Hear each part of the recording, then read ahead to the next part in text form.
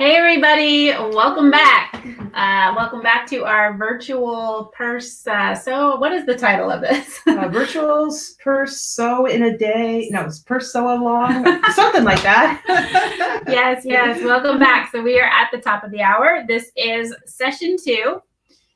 So as you're joining us, be sure to just give us a thumbs up, leave a comment so we know you're here. We're going to kind of wait a few minutes just to make sure we get everybody oriented and everybody's here with us as we get started. Just a quick recap. We had a little bit of technical difficulties with our first session.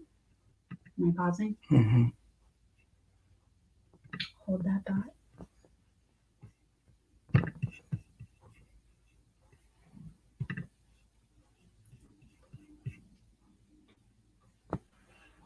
Okay, we're still live. Am I very live? Okay, welcome back. We're here. Yes, we are having a little bit of technical difficulties, but we are now. Session 2, top of the hour. We are going to just give it a few minutes, let people jump on, join us, make sure we have everybody oriented to the right place.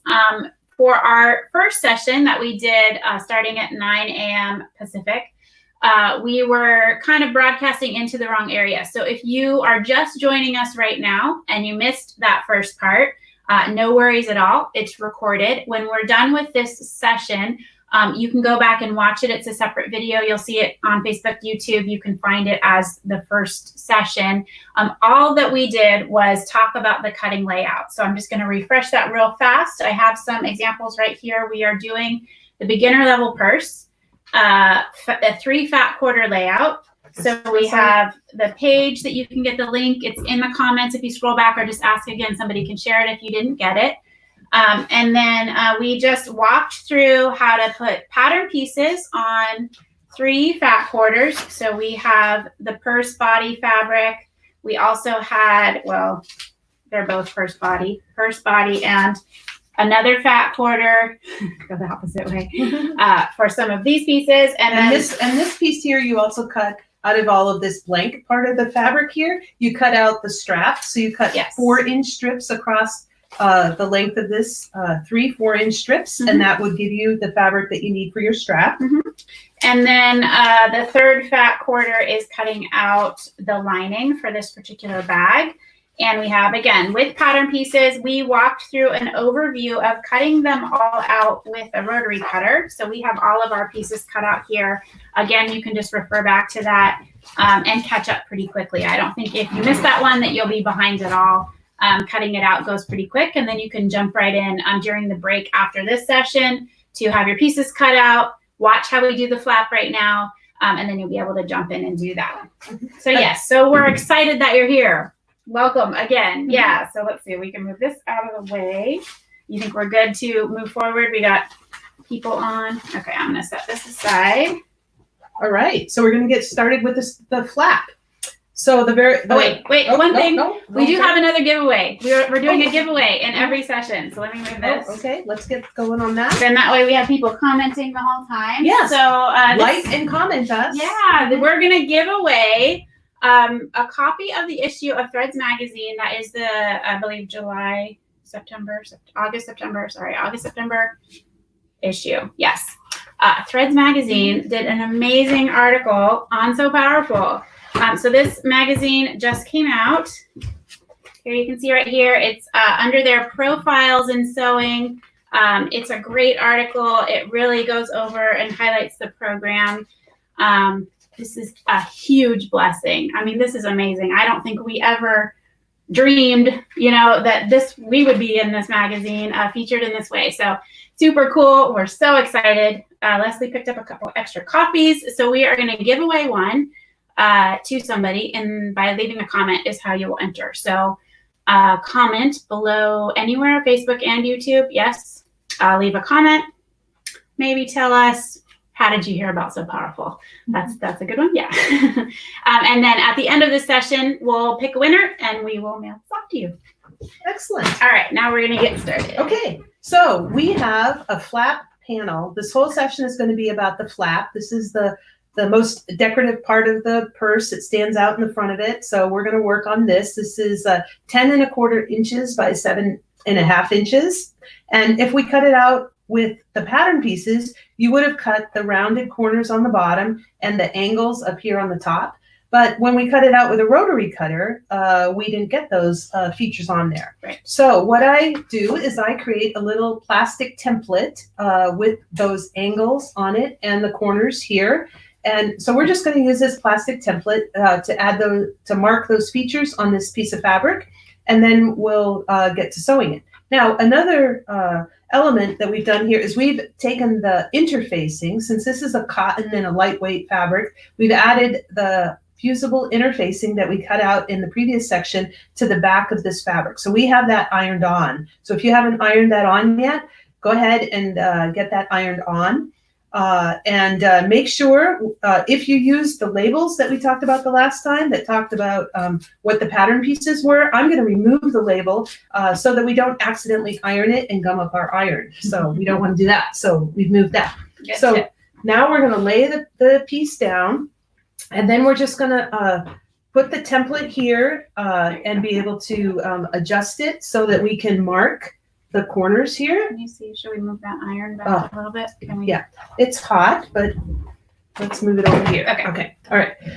So I've just written on there with ink, and I'm going to go ahead and let Cinnamons kind of in a better position to do that. So just go ahead and mark those, and then we'll trim them off.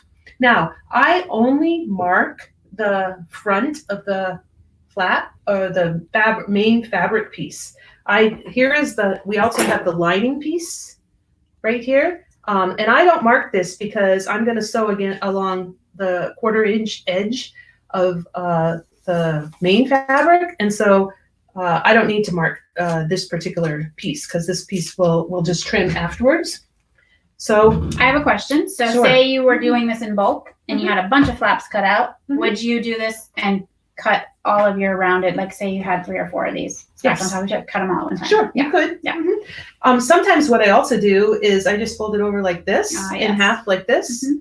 and I only mark it once if you want to be faster. It's And then- also an exact match. I think, And you know, then- if you're mhm, this, yeah. you could be shifting a little bit and then that way And- they'll exactly line up. And the corner here, doesn't have to be entirely precise. What essentially what you're just trying to do is get a nice little edge on that. Mhm. So I just trim that like that, and then down here, you can do your corner. And you can use she has a plastic template that she's created. You can also just use the actual paper pattern piece just to create that outline as well. Yep. So we have the little corners on the bottom, and we have the little edges up here. Next, then you just put right sides together. So I think I'll mention as she's looking at what she's doing here, as we did touch on this a little bit in the first one with the flap. It's one of the best places and the most places we've seen people be creative. So the beginner level pattern, pretty basic, one flat piece for that flap. But if you can kind of even see behind me, we have a bunch of examples here of things people do. So if you're gonna do something on your flap, add applique, add an embellishment, any of those types of things, you're going to want to do it before you do this step right here, correct? Before you attach the lining. In most cases, Mhm. like perhaps we can you pull that one with that one? Just pull it off the wall. Is it pinned? It is a little bit, but if you just, it's hanging on one side and pinned on the other. So okay. there's a Okay. pin over here Yeah. on this side. So if you wanted to do something like this bow on the front of it, you would need to attach it because it's then sewn into the lining. So you would want to put this bow on the flap before you sew the lining on the back of it. What about like this is Again, yes, you'd want to create the flap. create the flap. And in this case, she's created the flap out of a whole bunch of scrap Mhm. fabrics and then put the embroidery on it. And Beautiful job by Elizabeth Mittman, correct? I'm starting to Yes. recognize these. Yes, exactly. Yeah, Mhm. so it's all pieced together. It's Mhm. appliqued. It's got stitching, but none of that is showing on the lining side. So the Mhm. lining put on after you do Just that. be careful of those pins. Yeah. Put that back in. Mhm. Yep. And then I believe you'll but probably the- touch on But embroidery or the buttons, the one that's next to it that has the buttons, those buttons can be sewn straight through the lining as well. And you would probably want to do that just because you have a little bit more fabric behind a button or something like sure that. the buttons. So, So the stitching, yeah. but Mhm. we'll touch on any embroidery embellishment Mhm. after this. Yes. yeah, so we're gonna keep on sewing this. I'm not getting this on straight. Because we're sewing along with you, so we're doing this at the same time you guys are. So we'll end up with a purse at the end of the day. Now I am a pinner, so I've been pinning as we go I'm not along. a pinner. Yeah, some people are not, and then some people like to use Wonder Clips. Yeah. So that's another option if you happen to use Wonder Clips. I might get used to those, but I've never done them. So I'm going to take this over to the machine and go ahead and stitch. Now I'm going to stitch a 1/4 inch all the way around. And leaving that top section open. Right. Now, the other thing I like to do is I do like to back stitch at the top here. Anytime that I have a seam where I'm going to make a turn and something, I want to make sure I back stitch just a little bit so that I have a good seam there and I don't pull it out when I turn the flap. So I like to do that. And so I'm just going to go ahead and stitch around here. I also like to use a stitch width of 2. Sometimes people like to use, 2.5. That's a little bit bigger. I might do that if I'm sewing with something thick. But generally for cottons, I like to use a stitch length of 2.0. So going around here. I'm at my second curve. Are you on your second curve, sewing your flap? Yes. How many people are watching and not sewing, and how many people are sewing? I hope somebody's stitching along. This is supposed to be a sew along, so hopefully we get that worked and somebody's doing that. Okay, I'm going to come up to the end here, back stitch. All right. Clip my threads. You want me to trim that all off? Yes. You can talk about the embroidery version, or you have. I will, but I'm going to actually give you a set of pinking shears. Pinking shears. Because then it's great for corners. Yes. So Cinnamon's going to use pinking shears on these edges, and then you don't have to clip in your corners where you have the rounded corners.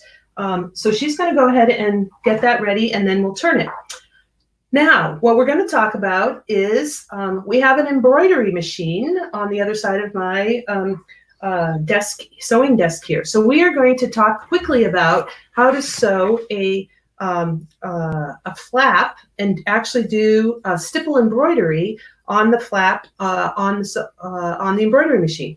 So over there, I have this all set up. So what I have here is a piece of Pellon 830 interfacing, which I put that in my hoop first. And the reason I do that is because it's cheaper than fashion fabric. So the first thing that this stitching is going to do is do a layout stitch. And that'll show you where you orient your flap. So this is, if you can kind of see there's a little layout stitch on the interfacing. Now I use the Pellon 830. It's very nice and thin, and it sets out that layout stitch. And then it shows you where you can lay out your piece of fashion fabric on top of that layout so you can get your flap stippled. Now, this is just using fabric. And then the second set of stitching will do stippling, and the third set of stitching you put the lining fabric face down on here, and it'll stitch around and it'll actually sew the flap together just like we just did on the regular sewing machine. And this is what it would end up looking like. So here's a flap. Now I've used a variegated purple thread on there. You keep talking and I'll hold it so somebody can see. I'm just like, how do you catch the stitching? So I'm not exactly sure if you can see it, but it's a variegated purple thread on top of that. And it just gives the flap a little bit of structure and texture. Now the next option that I wanted to talk about is you can actually put a piece of batting down. So you would take this particular piece of interfacing, then you would put a piece of batting, and then you would put the fashion fabric and do the stitching. Now, if Jason can turn the camera, we're going to go over to my other sewing machine, and I have it all set up to go ahead and start doing the stippling stitch with the fashion fabric and the batting in it. So I'm going to walk around my machine here. We have another. I'm just going to hit this here.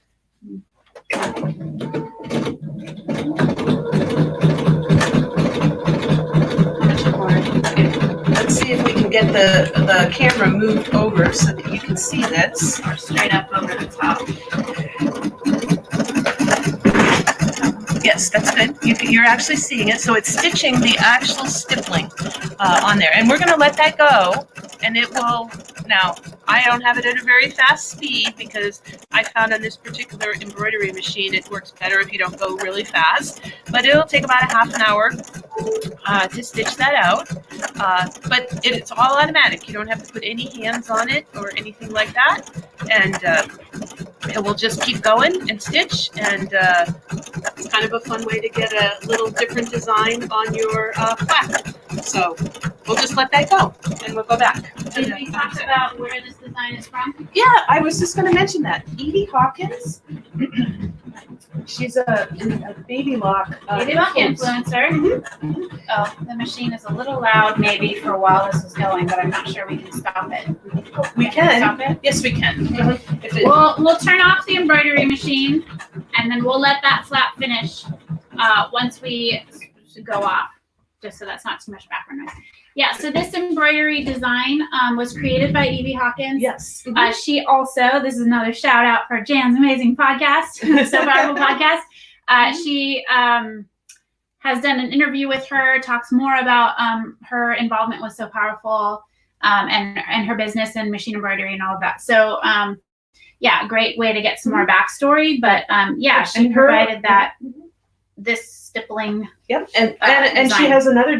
I believe she had another design as well, and she also has a design for doing the small slip pocket in the hoop. And we'll talk a little bit about that when we get to the pocket part. Her blog post that talks about So Powerful is called A Bit of Stitch. Right. And I believe we have the link to that available. Yeah, so, for sure. And so if somebody is looking for it, they can share it here. But I know we've talked about it in the So Powerful Purse Facebook group. So if you're not in that group, be sure to find it, join it. It's a great way to stay up to date with all the different things that get introduced for adding to the purse, but seeing what people are doing. It's so much energy. It's really a lot of fun, I think, for everybody that's involved. You know, you just kind of get motivated by seeing what everybody's doing. So that just another place, another great resource for doing the purses. Yeah. Yep. So before we leave the embroidery, I thought we'd just show you this. This is what it ends up looking like. Here's the fashion fabric in there, and here's where we put the lining right side down on it. Now this is one that does have the batting in it, and so it's all ready to be trimmed. When you take it out of the hoop, this is what it would look like.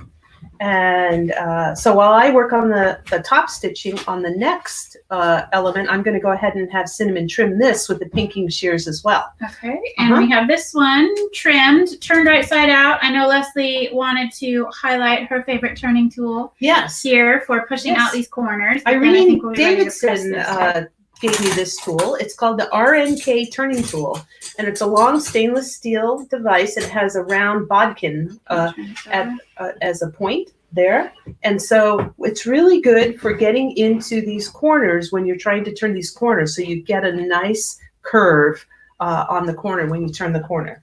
So Cinnamon has done that. Yes. And she's going to run it through one more time, and then go ahead and let Cinnamon press that one. And then I will go ahead and do the top stitching on it. And then she can go ahead and trim this one while I'm stitching. All right. So when you do the ironing, it's nice if you can try and just slightly roll the lining to the back. Inside, yeah, just a little tiny bit, because otherwise it makes too much of a gap in the back. Not hot. Oh, it will. It's starting to warm up now. Yeah, it might. The iron might take just a second here to warm up, and she'll get that pressed, and then we can get that going. So you have a pretty flap there. Now, while she's doing that, I'll show you a couple other flaps. So one other option. Here's another one with a bow.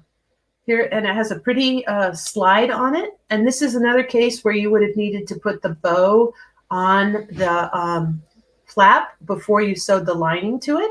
But isn't that pretty with a little bit of contrast, solid purple on the busy Roman glass fabric, by the way, which was donated by Gossypian Quilt Store. And they are interested in holding some Sew Powerful classes. They're a local quilt store here in Washington State. So give a shout out to them. So that's one option. And then if you have other spare fabrics around, here I made a purple flap that I thought would look really pretty with this fabric. And this one I also did. I'll hold it up close. You can see the variegated fabric or variegated thread that went along with that one. And so there's that kind of an option to do a different color flap as you're putting your purse together and trying to create different options. So if you're creating many purses and you're cutting out multiples, sometimes you can just slip in another fat quarter and then mix up the pieces, and then you have more variety in when you're putting it all together to have different. You want me to trim this one? Yes, go ahead and trim that one. I was going to mention on that bow one, this is what you were talking about. This one right here, the stretched across. Yes.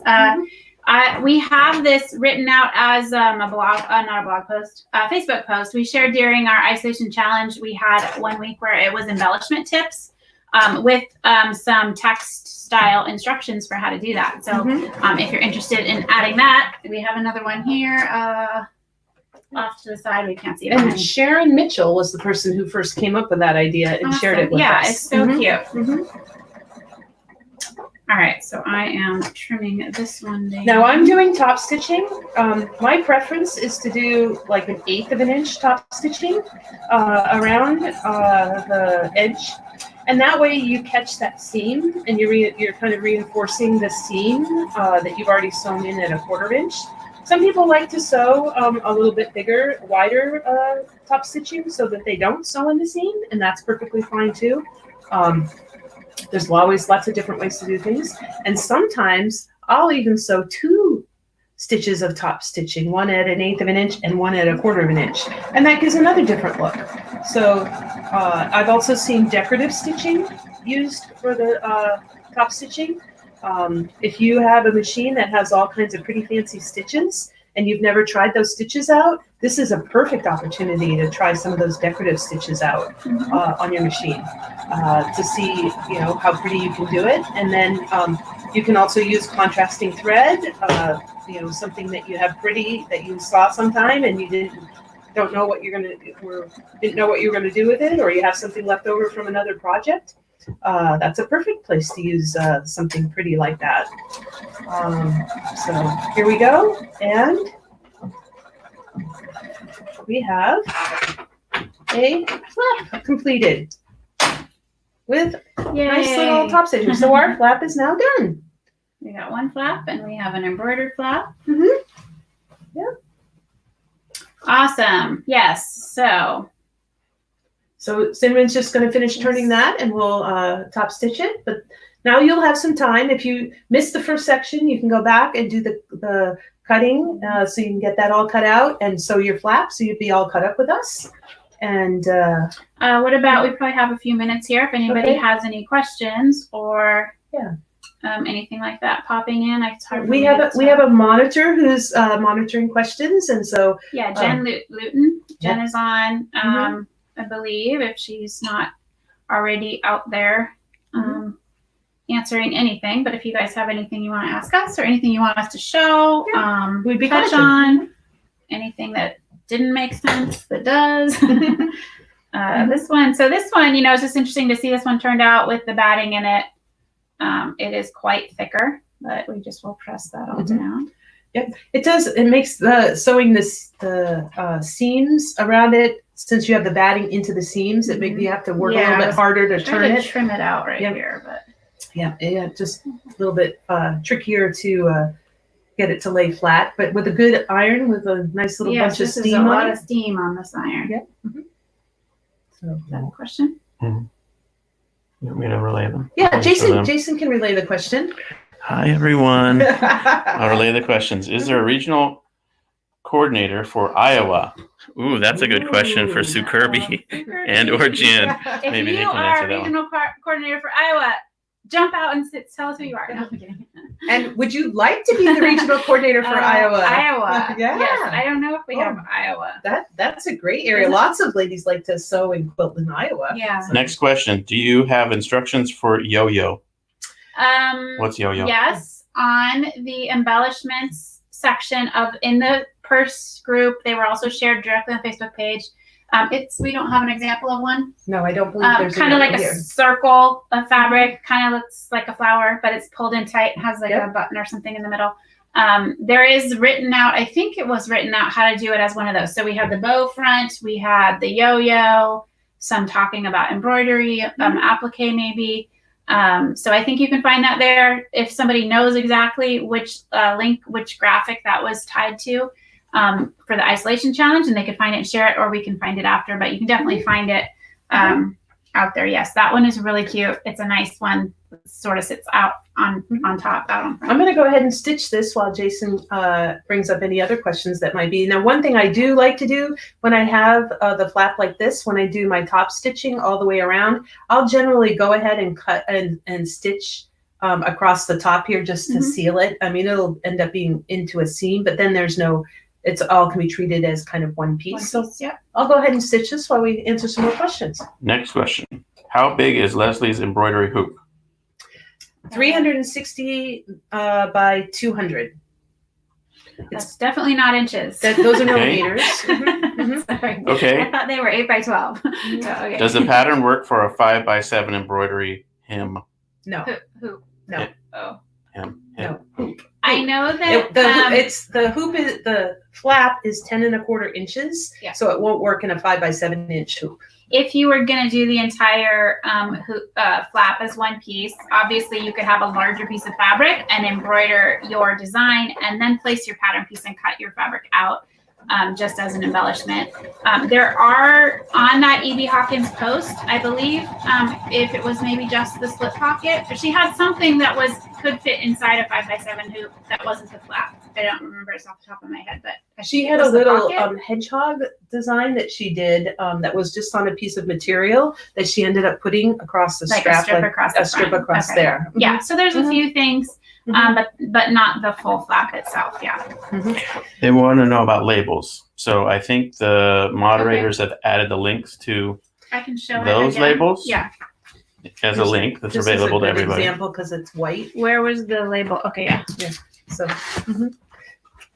Yeah, so we had, and again, you can kind of see our full explanation in the first one, but as we cut out all the pieces and then we put the labels, which there's a file for, there's a link in the comments that identify all the pieces. You would just print it out. It's an Avery label piece that's Avery 8660. And then all of the pieces are there labeled with a letter, with the measurement, saying what it's for, and it matches on the cutting layout. It also matches to the actual pattern pieces that are printing out. So if you do want to cut a whole bunch at one time, and then you have stacks or sections, and you can do it that way without getting them mixed up, that flap, I mean, this is not a flap. This is a label. This label sheet file you can get as a Dropbox link. Next question. When you do the embroidery, I noticed that you use Pellon 830 interfacing. Is that what you use for your stabilizer? yes, I used the 830 and I used it as the initial thing I put into the hoop that I lay down the alignment line on. And the reason you could just theoretically put in a piece of fabric or another piece of interfacing, but yes, that's what I use for the stabilizer. And I use it because it's less expensive than using fabric to do that. And guess what? My body ran out. Next question. Some of the purses have embellishments and others are plain. How do you decide which purse to give to the girl? Okay, so when we take all the purses, we have them over there, and then when we do a distribution, after the very first one, we learned really quickly that girls are girls, and they have favorite colors and things that they like, and love the opportunity to choose the purse that they want. So we will set them out, and the girls come up one by one and they get to take time to look at the purses and they pick the one that appeals to them. So I think it's a great fit, for just everybody has a different style preference, for what they like, embellishment style, colors, everything like that. So it's a lot of fun. It's a lot of fun to be there and watch it happen, and the girls light up and, are what they're drawn to, what they're picking. I think sometimes it surprises me. I'll watch a girl and think, oh, she's going to pick that one. And then she picks something totally different. So it's a great way for you, I think, to know that you can be as creative as you want to be and do things that are very different. Maybe not everything is what you would pick, but a girl will pick. So it's a great way to mix and match and use your fabrics and colors and creative. But I will say that they are drawn to vibrant, colorful. You're really just adding joy to their life, to their day, all of that. So the vibrant floral kind of colors, a lot of like what you see behind me right here. Oranges and purples and yellows and pinks and different blues colors. and, Yes. Yeah. Yeah, what a 12 to 14-year-old girl would like. Right. So, Technical question. Where can we find the links to the first hours? So that would be straight on our YouTube channel. It'll be there as a video or on our Facebook page. Yeah. So I think if when you're done watching this and you scroll back and you'll see a different video that said Facebook. So Powerful was live, and that one's already over. Is it called something specific? No? Okay. So that's where that would be. And again, I think as we wrap up the day, if you are new at this session too, we're going to do this top of every hour until 2:00. We'll start the last session. From here until the end, it's going to be one video with some breaks in it where the screen will go off and it'll say we'll be returning, at the top of the hour. But it will be the same feed.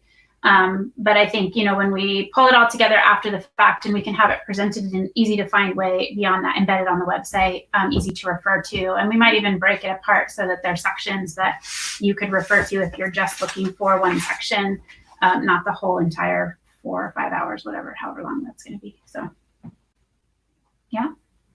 Okay. All right. We have many flaps.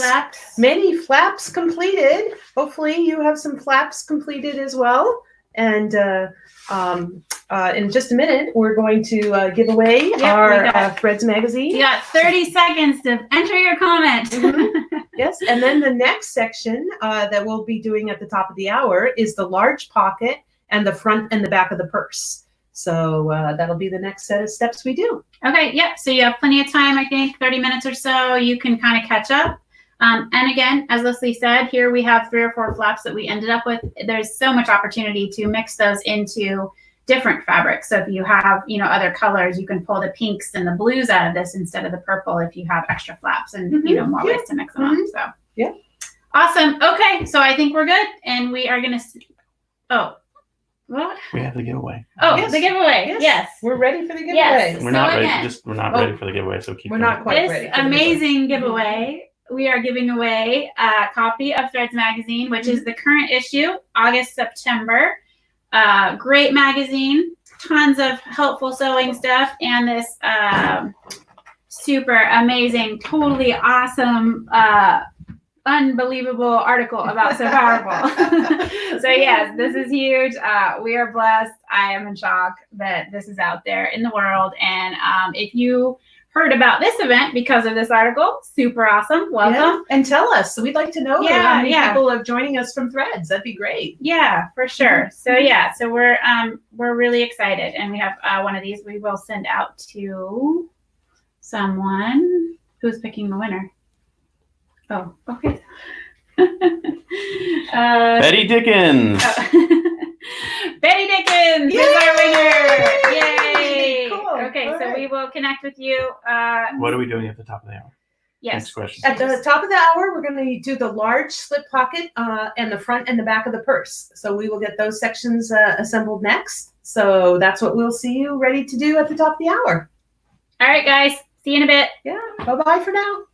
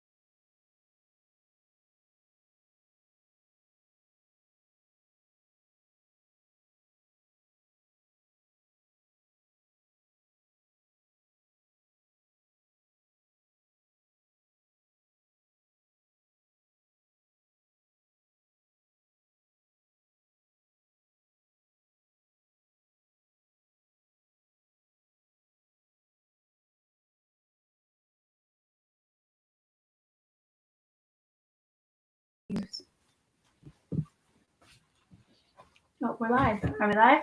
Hi, everybody. Hi, we're back. We're back.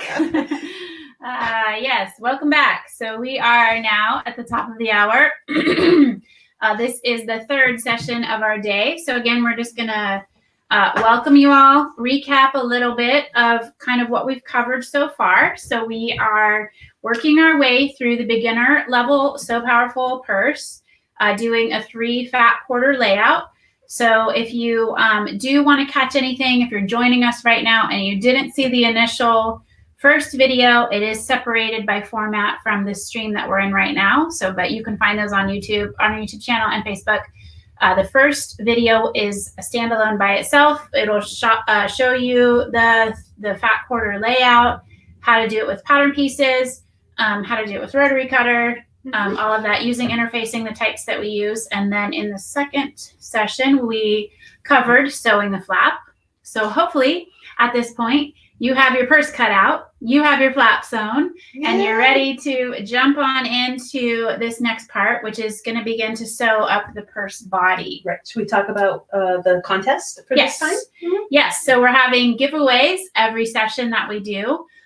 We've had 2 so far. And then in this one, we are going to give away this super adorable, made by Leslie. Where do we have focus on that? So Powerful embroidered pin cushion. Very cute. Nice little keepsake. So to do a giveaway, all you need to do to enter is leave a comment, Facebook or YouTube. You can comment. We'd love to know where you're from. Where are you watching from?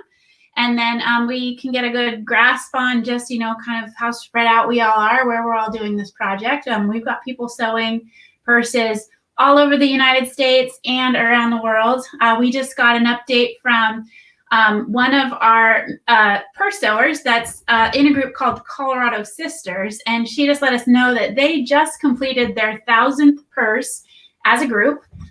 Wow. Yeah, really, wow. Yeah, super amazing. I think one of the members has sewn 800 of those 1,000 purses. So crazy. I mean, that's just an amazing blessing. We're honored that you're spending that much time using your talent for the program. Totally. It blesses us, but it blesses the girls. It's Absolutely. Really creating a gift that changes their life when they receive that purse. They get the reusable feminine hygiene supplies that are put inside it. And they know somebody cares and has shared with them the importance of finishing their education, being valued, all of that. So it's awesome. Yeah. And they've also been giving us a donation when they give us the purses too. So do you want to talk a little bit about the $5 for every purse? Yes. You might be wondering, we mentioned that the seamstresses in the co-op in Zambia, they're paid. It is a job for them. They sew the reusable feminine hygiene, piecework style. They do that all day long. It's a great job. They earn a good wage. And then we also have a soap team that's making soap. So both of those positions are paid through the donations that come into So Powerful. So we have an average cost of $5 to fill a purse. So with that, we're covering all the supplies to make the reusable hygiene, the pay for the seamstresses, the supplies and pay for the soap. The soap doesn't really have that much cost because it is donated product that they're making the soap out of, which is an amazing story that you can hear about on our podcast and in our book and on the website. And then we also purchase underwear. They get 2 pairs of underwear. What did I miss? Reusable hygiene, soap, underwear, and the note card written by you. All of that goes in, but that $5 will cover that cost. So when you make a purse and send $5 to help fill the purse, it's a double blessing. Some people can sew a lot of purses and can't donate, and some people can donate and help that way and can't sew. So it's a good match on both sides, whether you can do either part or both parts. If you can't afford the $5 and would just like to sew the purses, that's perfectly fine. That's an amazing blessing in and of itself. So don't let that keep you from sewing purses if you'd like to do that. Yeah, I've seen and heard, some of the regional coordinators and just other volunteers that will do events, little fundraisers of their own. If they're sewing and maybe you work somewhere and people just know you have a collection jar because you talk about this program all the time and, you're collecting money, they're supporting you. Kind of like a walkathon or something like that. You're the sewer, but they're helping you. because it's something you're passionate about, and people love to do that. So yeah, there's a lot of opportunity and ways to help fund that. Yeah. Facebook fundraisers, a great way. You can do that for your birthday. A lot of people are doing stuff like that now. So it's pretty common, and people will give, when it's your birthday and you don't really need anything and you're like, hey, I love this cause, you could help change a girl's lives, and this is what I would like to support. So people will give money on behalf of you to the program, which is another great way to do that. Right. Yes. So I think now we are going to jump in. We also have Tori Elwell as a moderator for this session. So she'll be there. I think she's going to pop in and she can kind of chat with us and relay questions to us. I think now. And she's also there just text wise. She can answer your questions, I believe, directly on Facebook. Hi, Tori. Hi, Tori. Can we hear Tori? Oh, she's on mute. Yeah, Jason's doing the tech stuff. Yeah, so Tori's been, a supporter volunteer for a long time. Went on a trip with us. I don't know how many years ago was that, Tori? Which year was that? 2016, I think. I have to check my passport, but. Yeah, it was the year before me. So yes. Okay. Yes, 16. I was following you guys. So I was posting more. Yeah. So, which was amazing. It was an amazing way to connect with you and really, connect just in general with the program and all of that. So, yeah. So Tori is here. She can help answer some questions again and let us know if we have questions. So you want to jump in and tackle this part? Yes, we are going to work on the large slip pocket and assembling the front and the back of the purse. So we got a comment that the sewing machine was kind of loud. So we're going to give you instruction and let you sew, and then we'll sew during the break. But we have lots of good instruction and samples to show you on how to get started. So the very first piece, we're going to take we're going to take the large slip pocket and okay, this is what we're working on. Okay, so this is the large slip pocket. It's letter C. It's the 9x8 inch out of the Fashion Fabric, and we've got the interfacing on the back of it. And we're going to put right sides together with the lining to that piece right there, and we're going to sew that straight line, sew that right across the top, just across the top, 1/4 inch seam. Easy, you got this. Yep. All right, so I have a sample over here. I pin, and I have pins in my sample here, and you just sew straight across the top. When you're done sewing that, it will look like this. And what all I've done now, so I've opened it up, and now you want to put wrong sides together, and you want to give this a nice iron across the top. We have two letter C pieces, the large slip pocket regular fabric and the large slip pocket lining, and we have a nice seam there. And now and when I ironed this, I rolled it just a little bit to the back so that you don't see the lining from the front. So we have that seamed nicely across there. And now the next step, again, straight across where you've already sewn that. We have a little bit of top stitching right across there to secure that seam. So I like to do 1/8 of an inch top stitching, like I mentioned, and so right across the top of that, and then the pocket is ready. I'll just add here, because I've seen this quite a bit, right across the top edge of this pocket. I've seen very cute decorative stitching. A lot of your machines have all those stitch options. So you can do that right across the top in a contrasting fabric, especially if your fabric is not patterned and it would, maybe you're using denim or something like that. It gives you a way you can use like a thread what is that called when the thread's like different colors? Yeah, variegated thread across there. It's a great way to add just a little bit of a, special touch to something that's pretty ordinary. One of the particular decorative stitches I like to use is a heart stitch. And one of these days I'm going to write a note card and ask the girl to count all the hearts in her purse for all the love that is going to her in her purse. Okay, so when that is done, the next thing I like to do is I like to put a little charm on the edge of my purse. So I'm going to get this really close there. So see, I put this little love charm on there, and I like to just mount that on the top edge of the purse. And then what I have discovered, part of the reason that I do this now is because I've discovered that I can use the buttonhole stitch on my sewing machine to sew the charm down. Hmm. And that just makes it so fast and so easy. So I don't have to break away and hand stitch it and all of that. So Sewing a buttonhole or sewing a button? I just use a buttonhole Oh, stitch just, to go back and forth Mhm. through the hole in the charm. Mhm. And it just makes it really quick Mhm. to do it. So I'm Awesome. starting to put these little love charms on all of my pockets Very now. cool. So that's going to be like a little Leslie thing. You'll know it's a Leslie purse and it has a Very little cute. love charm on it. Yes. So if you're going to do some kind of embellishment, maybe even buttons or other charms or anything that you might like to put. Another reason I like to do this is because when you have the flap over the front of the purse, this is hidden. Mhm. And it's kind of like a little special thing just for the girl, like she wouldn't notice it until she opened it up. Mhm. And it's like, oh, there's something extra special in this Mhm. purse for me. I like that. I like to call that surprise and delight. It's sort of Yeah. that extra thing. Yeah. Okay, so now that you have the pocket done, Mhm. and we can go over here and show it on this piece here. So now you have this purse body front piece. It is letter E. It's the 9 by 9.5. Now, one thing I also want to mention about this is that all these pieces, the width-wise, are all 9 inches. This one can get confusing because it's 9.5 inches long, Mhm. and you might accidentally turn this in orientation. That's one of the reasons why the labels work really well, is because it shows you the orientation. You always know if you have the label in the right orientation, then you've got the 9.5 inches this way. Mhm. So what I do here is I put the pocket now on the back, and then we had a little ruler. Yes. What I like to do is I like to take my ruler and you measure down 1 3/4 inches from the top.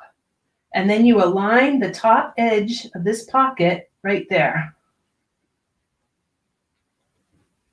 And then what I do is I pin it, and then I basting stitch all the way around.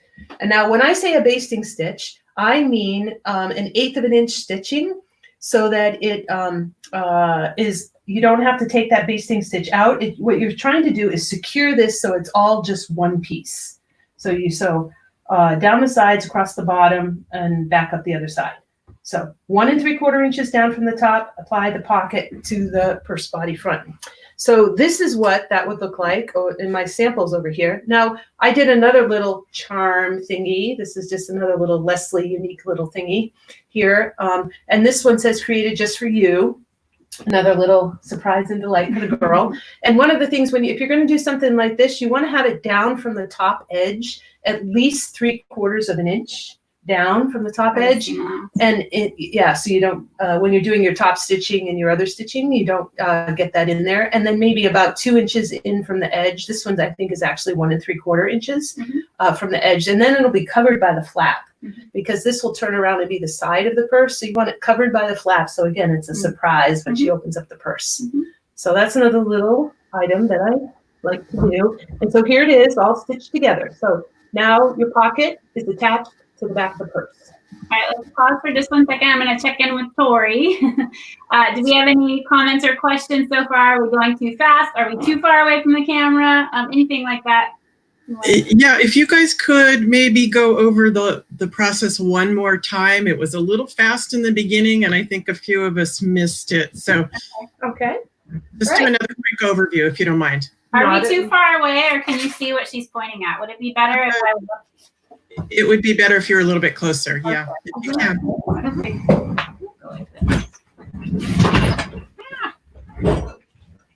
Okay. That's much better. Which way? I'm going this way. Can Yep, you yeah, see? right there. But I'm not going to start with that. So the very Yes, first we're thing, ahead of us. yes, the very first thing we're going to do is we're going to take the lining fabric, These two. the lining fabric, Yeah. and the fashion fabric, and we're going to put them together. We're going to sew just across the top. Now the fashion fabric has the interfacing on it, so we're going to sew just along the top, along the 9-inch seam there, and we're going to sew it a 1/4 inch. So straight across the top. And again, that was the piece that would be shorter than this taller front piece. Yep. So fabric and lining, sew straight across, flip it over. Then we flip it, Press it. so that we have wrong sides together. So flip it, wrong sides together. And then again, a good press across the top. just so you don't see the lining coming up over the top. So there's the lining and there's the top. Then we do a top stitching, pretty little top stitching, whatever you'd like, 1/8 of an inch or so across the top. That just secures so you have a nice little edge on the top of the pocket. Mm-hmm. Then we take that So that top of the one, pocket. This one here. Yep, go ahead and take that one. Yep. So we'll set that then right on this taller piece. Yep. Again, making sure we're top edges at the top. Yep, we're 1 3. We align that 1 3/4 inches from the top. Pin it really well here so it doesn't slip. I usually put a pin here, here, here, and then in the bottom 2/4, and then baste that down so that you can treat this as one piece. And as we said, baste about 1/8 of an inch in. So when you sew your 1/4 inch seam, that basting stitch is hidden in the seam. And Tori's holding up the pattern piece. It's hard for me to see, it's a little small. Is that the pattern piece for this piece and this piece? Yeah, I was just thinking if we could, referring to the pattern pieces, they're CNF as on top of E, I think. Is that correct? That's exactly Yes. right. Mhm. Yep, C and F on top of E, which is the tallest, and then sewing down the Is this sides. You want that? No, she's holding them up, I think. Mhm. Yeah. Yeah, we're good. All right. So that's now the front of the purse, and the front of the purse is now complete. Question about the charms. Mhm. Or what's your source for charms? Is there one that we like to tell people to find them at in particular? Well, or- I would say that Home Sew has some charms that say "Made with Love," and that's kind of pretty. The place that I go to is down in Olympia, and I'm gonna the big bead store that's Shipwreck Oh, Beads. Shipwreck Beads. When we Yes. you can order online. So and they were great and quick. Yes. Yeah. Yeah, that's where I get the love charm from.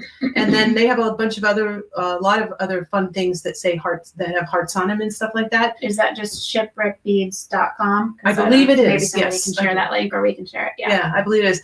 We don't have a so powerful discount with them or anything, but if the larger quantity you buy, the better price you get. Yeah, they're pretty inexpensive. Yeah. Okay. Any other questions, Jason? Or Tori. Okay. All right. So now we're going to reach back to the previous section and we're going to get a flap. Okay, so we've done the front, right? Yes. And this is sewn all the way, which is not this piece, but a different piece. Right. Side sewn. So now we're moving on to the back, which is pattern piece F. Oh, because we had two Fs. I thought we just used No, F. this Yes. was C and this is C, F, and they're both the same size. F, yes. Mhm. So this is F that's cut from your purse body fabric. Mhm. And then you have this small piece here, piece G, which is the little narrow one. And the flap is going to get inserted right in between those two pieces. So Right. let me see that here. Yep. So the first thing I'm going to do on this particular flap, which is one that has the batting in it that we sewed on the embroidery machine, I'm just going to trim the top of this off. It didn't get trimmed. So I'll just trim this off. While she's trimming, I have a technical question. In the bottom corner where it says Leslie and Cinnamon, is everybody seeing that it says Leslie and Cinnamon?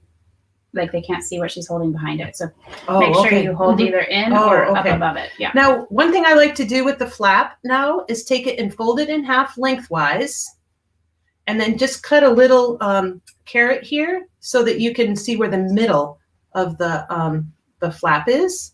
And that'll help you align it on the piece of fabric. So now what we're going to do is we're going to take the right side of this flap and we're going to set it on the right side. This up here. Okay. Or that way. Okay. Sorry. I'm going to just stand up. Yeah. And then you want to center it on the purse body, bottom of back, letter F. So we're putting the flap right sides together, right on there. And then usually what I do is I pin it here and here.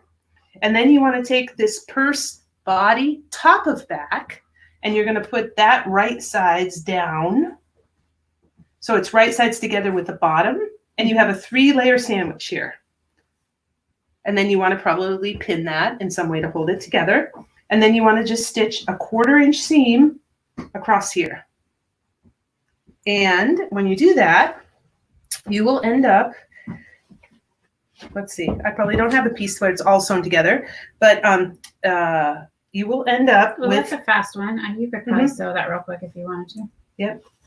You don't have should we do one? Sure. Should we, yeah, I have one right here. Oh, that is sewn. Is that No. pinned or sewn? This is pinned, Okay. and it's not quite sewn. I'll just throw this on here, throw another pin on here. So we are going to do, I guess, one step of sewing here. Pardon me. Yep. So on the comment side there, do we have any questions about that? I'm trying to see if I can read, or Tori, you can chime in. Yeah, I see a question, and I apologize, Marie. I think I missed this too, but Marie asked, she said, I didn't understand the 1 3/4 inch comment. And I think I missed it, but maybe is she talking about the piece G? Just positioning this front piece. Let's see if I have this up on the bottom piece, but I believe here now, I mean, if you're lined up on the bottom, Yeah, the reason you, it I leaves don't, it, but yeah. if you want to make sure that in case you're cut off or you sewed a little crooked, that this Yeah. is exactly straight. It's 1 3/4 inches from the top. Yeah. And then the reason you want to measure from the top is because when you put the lining in, depending on how much you Yeah. push the lining over to the back, this will be not even like you see here. So it's harder to line this up from the bottom. It's best if you line up from the top because this seam is actually going to match up on the back of the purse. And you want this to match up there. I can hold that So up and show you. that's the reason Yeah. why you want to do that. Let's see. I'm going to grab the purse here and Okay, so you're saying that the dark purple measurement is 1 3/4 down before the to the pocket. the pocket. Yeah, because then when you sew this together at the side, you just want to make sure that those line up together. So we have that side seam that goes right down, and this, then they're exactly the same by lining up at the top. Okay, thank you. Yeah. So this is now, you have it sewn together. Take a label off. And you have the purse That one has bottom buttons. and the flap. Oh, wow. This flap has contrasting buttons. Surprise. All right, so we will, if we can, grab the iron. We'll might as well go ahead and iron this and top stitch it. So then, what you want to do is, to iron this, you want to make sure that the flap is down this way, and the all the seams are pointing towards the bottom of the back. So then, the flap seam is not folded over, and then that lays really nice and flat there. So then you just give that a nice little press. And then what you want to do is you want to, Just takes a minute. takes a second to, Yeah, turn back on. turn back on. So Leslie, can I interrupt you one more time? Oh, absolutely. Just to confirm the pieces that you're using, there's a couple questions on Okay. those 3 pieces. It's Mhm. the flap, piece A, Yes. the tiny piece G, is that Yep. little piece on top, Yep. That's Right. the top of the back. That's this piece here. and then the other piece is F. F. F is in Frank. Yep. So you have the bottom of the back and the top of the back. And the flap is inserted in between them. So F and G, and then A is in between them. So now it's all sewn and pressed. And now what you do is you do another top stitching on letter F. So on the patterned piece of this. And then what you'll see is this was the section where we had the pocket and the top. And now this top stitching and this top edge are going to match up when we sew that together, because you did that alignment there. So we'll just do a top stitching across there, and then this piece is done. So I won't actually go ahead and sew that because we hear that the machine's pretty loud, but we'll go ahead and do that, and Yeah, then so we then have we these have- pieces all ready. Is this the whole session, or do we Yes. keep going? That's what we Oh, have. that was a fast session. Mhm. Yes. Yeah. Yes. Mhm. Okay, I'll just so double we check the have notes. the main body of the bag there. Let's see, I'm going to hold this up again. And this is where we should be at this point. How do we do that? Oh, there we go. Front on this side. And then this is the back right here. No, this is the back because this becomes the front. Yes, I'm backwards and backwards. Front over here. This is the back on this side, and then the flap, which is going to fold on over to the front. Yes. Mhm. Yes. Awesome. Awesome. So again, we're having our giveaway. You need to comment, like, share. We should have more giveaway entries. The more you share, the more you're entered. Maybe that'll be next time. Yes. So again, comment, tell us where you're from. Tori's going to pick a winner and we'll know who that is. And again, you will get this very cute, so powerful, I keep holding things backwards, pin cushion. Yeah. Yes. So yeah, tell us where you're from. It's really great to hear where everybody is, kind of the reach we have, what everybody's doing, if you're a part of a group, anything like that. So are we ready to pick a winner? Not yet? I'm working on it. Hang on. Okay, no worries. Yes. Okay, so then when we jump back on, again, we're going to take a break here in a little bit. The screen will go black and it'll say we'll be back at the top of the hour. At that point, I believe what comes next here, we are going to fill the body of the purse together. No, we are actually going to take a break from this and we're going to do the small slip pocket and the lining.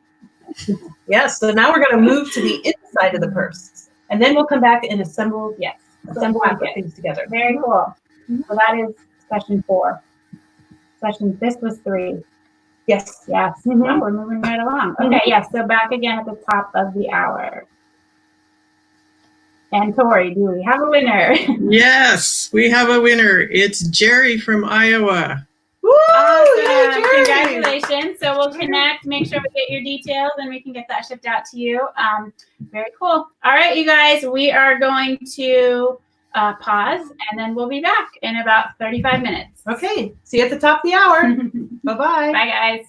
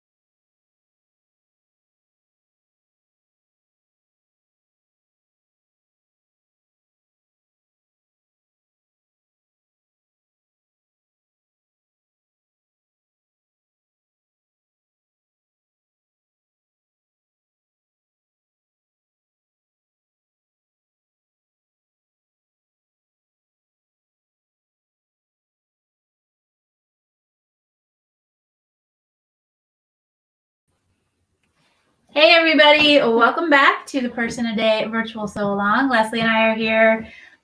We are ready, I think, to jump back in. So hopefully you guys have been busy sewing up your purse front and back. So just to recap where we're at, what we're doing, why are we here? We are sewing this purse we have cut out. So from the beginning, if you are just joining us right now, you can jump back and see the very first video. Session 1 is a separate video recording. You can find it on YouTube or Facebook. Just going over the 3 fat quarter layouts for the beginner purse pattern, which you can download directly off the Sew Powerful website if you don't already have it. Beginner level purse PDF pattern, it's free to download. We went over cutting out using the pattern pieces that are printed directly from that PDF, or because they're all basically rectangular shapes, you can rotary cut, which is then what we demonstrated. So then we walked through, what order did we go in? The flap. Flap was first, yes. So we did the flap in the beginning of this video series right here. We worked on sewing the flap and talking about some of those options, and then went ahead and did the purse front and back was the session we just completed. So now we are going to jump into sewing the lining that's going to go inside the purse. But first, we have another giveaway. Yes, let's talk about that. Yes, so for this giveaway, I'll have Leslie talk about this tiny little treasure that she's created. It's super cute. One of the things I like to do is make little Lego sewing machines. And this one is done almost exclusively in pink Legos, which are really hard to find. And so it has a little movable wheel here and a little place that you can see your bobbin in there and whatever. So this is just a cute little trinket sewing machine. So. Oh, where's the camera? Yep, there we go. Very cute. Oh, and did you say it works? It works. Not really. Oops, sorry, not really. Yes. So we didn't pre-plan a thought here. What's our question? To enter, you can comment below the video on YouTube or Facebook. What should they comment? We've already asked where they're from, how they heard about Sew Powerful. How many purses have they made? Sure. How many purses have you made? Or is this your first purse? Exactly. Yes. Yes, because that's super exciting. If we have new people, first time sewing, we'd love to know that. First time sewing a purse, probably not sewing in general, but yes. Yeah, awesome. So leave a comment. That's how you'll enter. And then at the end of this session, in about whatever, 15, 20 minutes or something, we will pick a winner. We are going to have Sue Kirby jump in, and she's moderating comments right now as they come in, and then she'll jump into the video as well in a little bit, and she can relay back any of those questions that are not being answered or that we can answer and talk about as a group. So if you have questions as we move along, if we're going too fast, just type those questions in, and then Sue will collect them up, and we can kind of recap, I think, right there towards the end. Yeah, so are we ready? Yes, let's show them what pattern pieces we're working with. Yeah, so for this part, we are going to sew what goes on the inside, the lining that slips inside the bag. So we have, what do we have here? Pattern piece E, as I'm reading, which this is in the pattern, it is cut on a fold, but if you just cut it, lay it all the way open to cut it flat, that's why we have it looking like this. So you have this for, we could move these right here. For the lining, there's 2 pieces for the front and back. And then we also have pattern piece D, which is that small slip pocket, which is just going to be positioned directly on top of the inside of the back lining. Yep. So I think the first thing we're going to talk about, though, is if you would like to put a Sew Powerful label. Maybe if I put it on here, you can hold it up. Sure. A Sew Powerful label on the top of the inside of your lining. Oh, so, it doesn't quite stay. Okay. You talk, I'll just hold it. So we actually, in our files section of our Sew Powerful Purse Facebook group, we have a sheet of labels that have the Sew Powerful logo printed on them. It's much like the pattern labels, but full sheet. You can print on printable fabric, which comes on 8.5 by 11 sheets. Correct. And then you just trim them up, and then you can put fusible. I like to use light Steamocene 2 on the back, and so you put the fusible on the back of the label, And then you can, this would obviously have been cut down, but then you can fuse it on here. Now, when I do that, I like to center it and I put it down 3/4 of an inch from the top. And then I don't want to rely just on the fusible to hold the label there. So I stitch around it. And generally I like to stitch in white if I have a white background on my label. So stitch around it to make sure that that stays in place. So that's the first step. And then when we put these pattern pieces together, we staple them together. Make sure you don't sew through both of them. Take the pattern piece off, take the staple out, and so you're only sewing it on one side. Because then you would need your BFF, which we call the seam ripper, your best friend forever, to have to unstitch that. So just stitch it through one level. Yes. Okay, pause for 1 minute. We have a question? Question from YouTube. Did Leslie wash her canvas fabric before sewing today? Yes. Oh, I didn't wash it today, but I did wash it. Yes. It's very important to wash it because otherwise it's just too stiff to be able to work with. And my experiment is that it shrinks about 5%. And so if the girls ever wash their purses, which they are likely to do, it would just totally, be out of sync with the Shrink lining. differently than the lining, Yeah, sure. it would. Yeah. So Yeah. yes, I definitely wash it. So what I do, since it's 60 inches wide, I generally cut it about 48 inches. So I can fold it over at 24 inches and my long ruler that I have will still be able to fit across the fabric because the 24-inch ruler doesn't work on the 60-inch. If you fold that in half, you get 30 inches and your ruler doesn't cover all the way. So I cut it in a 48-inch, actually I cut it in a 50-inch length. I serge the edges that I cut so that they don't ravel. Then I wash it. Then I fold it, it's now shrunk, so it's about 48 inches. And then I can use my 24-inch ruler to cut it. Awesome. So yes. how I And do it. back to that, the beginning, I think the first video when we showed rotary cutting the different sections at the 9-inch width and the 7-inch or 7 1/4. Yeah. And that's not so difficult because those were pre-cut to fat quarter size, but that canvas generally comes in a 54 to 60-inch width. So that's how I do it. But yes, simple answer. Yes. Good question. And you know, that's kind of along the lines of another tip, like upcycling, because that type of fabric can be pants. You know, if you have pants or jeans, denim's kind of similar like that too. And you know, that obviously is already washed and worn and shrunk, but you know, that it's a good way to find that fabric if you can't find stuff like that at Joann's, but it's a good heavyweight fabric for sort of the base pieces of the purse. Many of the upholstery fabrics I serge the edges and still wash, even if it says dry clean only, just because of that same reason. It's that you want to make sure that it's shrunk appropriately and it doesn't, and sometimes it actually cinches it a little bit better. If it's a looser weave fabric, it cinches it together and actually make it hold up better in the long run. So good idea to do the washing. Good tip. Okay, so we're on to the we pocket. did the labels. Yes. Yes, that's super helpful. You have a bunch of them. You can cut long strips and then just cut them apart as you go when you print out that. You said the link, they have a link to the file for that. Yes, Okay. there is a, if it's not there, it's in our So Powerful Purse group, Facebook group. It's in the files there for sure. Which we mentioned before. So if you're not in that group, you know, people can share a link here, but find it, join it. It's a great place. A lot of fun, a lot of energy around sewing the purses and sharing what you do. Lots So, of yeah, good it's great. feedback on your finished purses too. Yes, yes. Okay, so now to do the pocket, what generally the pattern has you do is it has you take let me put this over here. Not on here. So yeah, you can take it, I'll move it to the side. So you have a pattern piece and you have a lining piece and we're going to sew right sides together. Yep. And so what you would generally do is you would start down here at the bottom and leave a space for opening. Now you can see I've pieced this, so I'm trying to use fabric. So I've just pieced my lining there together. But you would start about here and you would sew all the way around and back and leave an opening so that you can turn it. And then you would clip your corners. What I do to clip is I generally clip directly from the point into the corner and then I trim off some excess like that. And you turn it.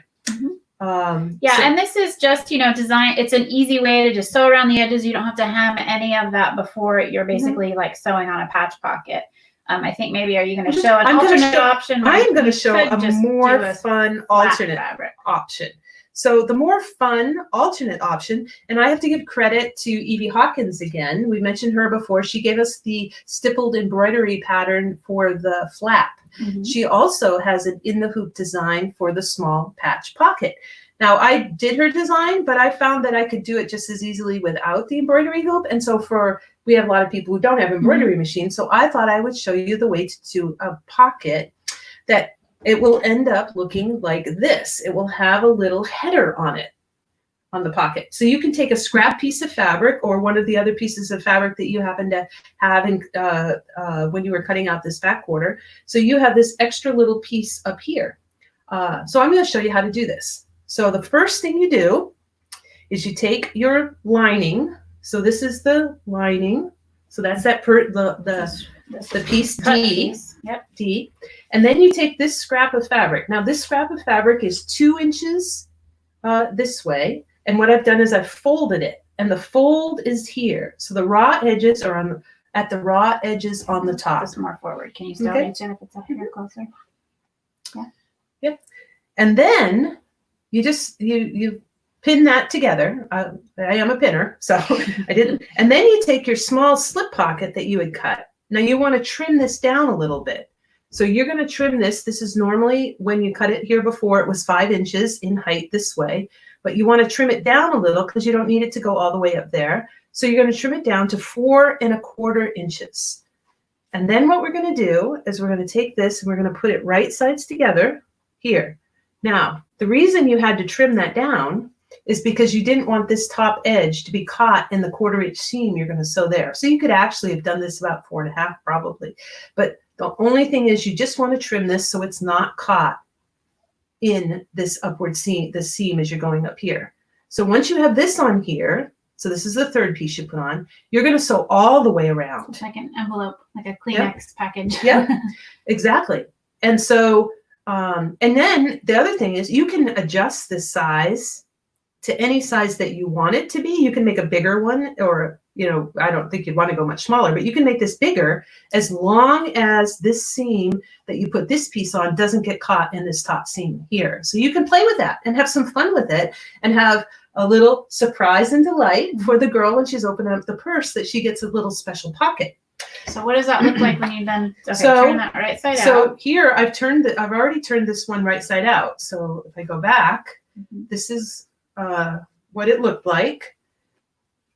Kind of in that it's looked like that. You sewed it all the way around, trimmed the corners, and then you turned it through the spot there where it was open. And then you pushed out these corners.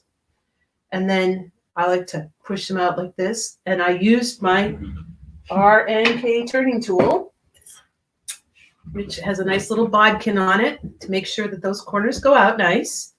And then what I like to do, so now you have this empty little envelope top. And what I like to do is I generally put a single pin right here just to hold this down on here. And then I sew a decorative stitch across here. Usually I do hearts or something like that. So you have all these fancy stitches on your machine, pick out something pretty. And in here, you know, you can certainly use a pretty contrasting thread because I have this solid color. So something pretty will show up there. And now another thing I like to do. Do you have that? Not sewn. We didn't. I don't have it sewn. I have so many samples. But what I do have is here I've taken another. So now when you have This is option 2. Yeah. So now, bear with me here. This is a different option where I've actually taken the flap and stippled it and then cut the flap in half. That 10 1/4 inch by 7 1/2 inches, and I cut it in half, and then I put binding around it to make a different kind of pocket. But what I wanted to show here, and you could do this on the other one, is I've added some charms to make it cute there. So again, another little surprise and delight on the inside of the purse for the girl who's going to receive that. So this has some really cute little charms. But also on here, we're going to talk about the alignment of the pocket. So either one of the pockets, whatever pocket you have, if you just sew the 2 pieces together, as we did in the first illustration. This ended up being just a little bigger because this doesn't, you don't sew the seam and you just put it looks the same. Yep. Okay. But the important thing here, well, I mean, it's not all that important. What I like to do is I just like to line this up here. And we talked about 1 3/4 inches below on the last one. This is 1 3/4 inches below the top edge again. So using that consistent dimension to keep it in place, and then just center it on this piece. So then we're going to, once you get it centered and pinned, then what you want to do is you want to stitch this down. So on this particular pocket with this fun little binding on it, what I would do is I would just sew in the ditch right around this edge of the binding. On another pocket, you want to hand me the other one that was, completed. I lost it. Oh, that's okay. Oh, here it is. Oh, Right here. Oh, If this was the pocket you were putting on here, yeah, we'll just try it. We'll do it. Show sorry, it. we're upside down. Okay. Yep. I would just put this one on here, again centered, 1 3/4 inches from the top, and then what I like to do is I like to start down here and back stitch up to the top, and then go down and around. And I'm at my top. I'm doing this just like a top stitching, 1/8 of an inch from the edge, and then I go all the way up to the top here, and then all the way back down, and I anchor it. So start here, go up, all the way down, all the way around, All the way and around. back. And in the middle. Yep, and in the middle. And I would do the same thing here. I'd start like probably underneath here, go up to the top, all the way around, and then anchor. So now you have your pocket attached to your lining, and the lining has on this side has the label. So you're putting the pocket underneath the side that you have the label on. So that'll be the inside of this back of the purse right here. So as you can see here, when we hold this open, here's the label. And having the label actually helps you just keep track of what you're doing when you're trying to attach the lining anyway, keeping the pocket on the right side of the purse so it doesn't get shifted over when you're trying to sew your box pleats and turn it right side out. So so this is the part right here. That's the back. And then again, you'll make sure that you're only doing this all on one of the pieces of fabric. We do have ours still stapled together right here, but that second piece, you don't want to sew the pocket through both pieces. Yeah. Correct. Okay, so we now have a pocket sewn on. Right. And We've here's gone just with that one more one, right? quick example of another sample I had of a particular pocket. This was another one from the other half of that stippled flap that I cut in half. And then I just put a button on here. So this particular one just has a cute little button on it. So that's just another example. Okay, now we're going to take those two lining pieces and we're going to put them right sides together. So we have, here's the one with the label. This particular one, I don't have a pocket sewn on it, but it doesn't matter. There's the label. And then here's the other piece, right sides together. Pin that together. Now, let me show you a little secret here. When you sew this together, This is clear. now what you're going to do is you're going to sew down this side to the corner and then in 2 inches. Now I double pin where I'm going to stop because sometimes I forget when I'm sewing the lining, I forget that I'm going to stop here because I need to leave an opening, a 5-inch opening here is what I've left, so that I can eventually turn the purse inside out. So then I put this double pin here, then I put another double pin here at 2 inches, and then I sew to the corner, and then I sew back up. And I do back stitch these two because I'm going to turn the purse, and it's helpful to have these areas back stitched. Sure. So it's just really straight down and in 2 inches, then skip over, straight, start here at 2 inches in, go to the corner and go back up. And again, this is because it's the lining, the whole entire purse is going to turn right side out through this bottom opening. So, and we did skip over this same idea on the purse body, which I think we'll touch on right after this, where you would actually just sew that one entirely all the way around. Right. Yeah. Okay. Okay, so now we've gone and taken that to the machine and done that stitching on both sides. Yeah. Right. And this was here, the two pieces, just so we have a clear picture on that. This is that back piece with the top with no label, but right sides together that way before you line that up and then sew those two together. Okay. So would you grab the sleeve press over there? I took it over there and I didn't bring it back. Okay, now what we're going to do is on the pattern piece, we have these little cutouts for the box pleats. And you want to hold up the pattern, Cinnamon, and show the pattern where those are on the pattern? So on the pattern, this is pattern piece E. On the very bottom here, you'll see this little 3/4 of an inch square. And some people cut that out when they cut the pattern out. I prefer to leave it till later because generally they don't line up very well. So it's on both sides. So it'll be mirrored on both sides on the bottom, and it does then connect all your pieces together. So through that piece, you're gonna have, once you start attaching them, all that box pleat is cut out of all of them. So that's front and back. So what we've done here now, what I like to do in order to do this, we illustrate a little something here. So we're going to put this piece down. So what I do to measure, I take a 3.5 inch ruler. This is an OmniGrid ruler, and in the section that's labeled off at 1/2 inch, what I do is I put those 2 1/2 inch measures on the seam lines that I've sewn here. So, and then I draw with my pen around the ruler. It doesn't matter, the pen marking will end up going away. So you just draw around here, and then you take the 1/2 inch corner and you put it over here on this side, and you draw here. And so it's 3/4 from the very edge, but 1/2 inch from the stitching. Okay? And then you cut that out. So both pieces are cut exactly the same.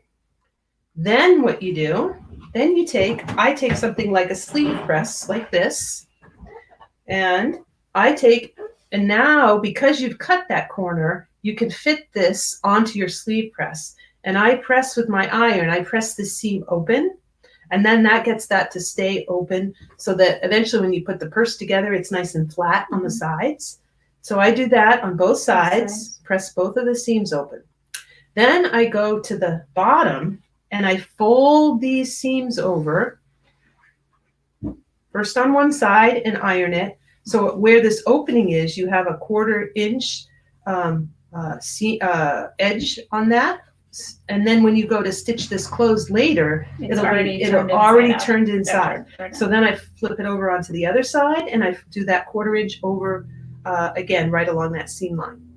Okay, now that you have all of your seams pressed open, you take your bag like this, and now you go poof, and you pull it apart, and then you can line up your seams, the seams from the side and the seam from the bottom. You get those 2 seams to line up right next to each other. You can peek in here. Now, some people like to do this without doing the box pleats, and they take a little pin in there and they line the seams up, but that to me is blind, and I can't quite ever get it to line up. So I like to peek in there, and I get that lined up nice and straight. And then Leslie, the pinner, takes the pins and puts pins in there. And then I do the same thing on the other side. You pull on either side of the purse, poof, and then you line those seams up. This is creating your box pleat at the bottom of the purse. And then you pin that. Now, you just take those 2 seams and you stitch a 1/4 inch across. Now, I like this to be nice and secure, so I usually go across, back, and across again. Then on the other side, across, back, and across again. At a 1/4 inch, and then you have lovely box pleats on the bottom of your purse. Okay? Easy peasy. Yeah, awesome. You want to have, should we have Sue pop in, and Jason will get her going here where we can see her on here. The other one too. Yep, and then we'll touch on finishing off the purse body as well. I just want to make sure that we have. Hi, Sue. Hi, Sue. Hi. Can we hear you? I don't know. Hi, yeah, awesome. Yes, Sue is. Okay. We can hear you. Yep. Good. Yay. Excited to have you here. You got your expert purse sewer, so I'm sure maybe you have some thoughts. If you have any tips on what we covered, or if you have questions that you see, things that we went over too fast, or anything like that, feel free to let us know here. The only thing I'd say is I'm actually more of a quilter than a seamstress. So I do those box corners with the seams each to one side, like you do when you nest seams in a quilt. And Opposite direction. Opposite direction.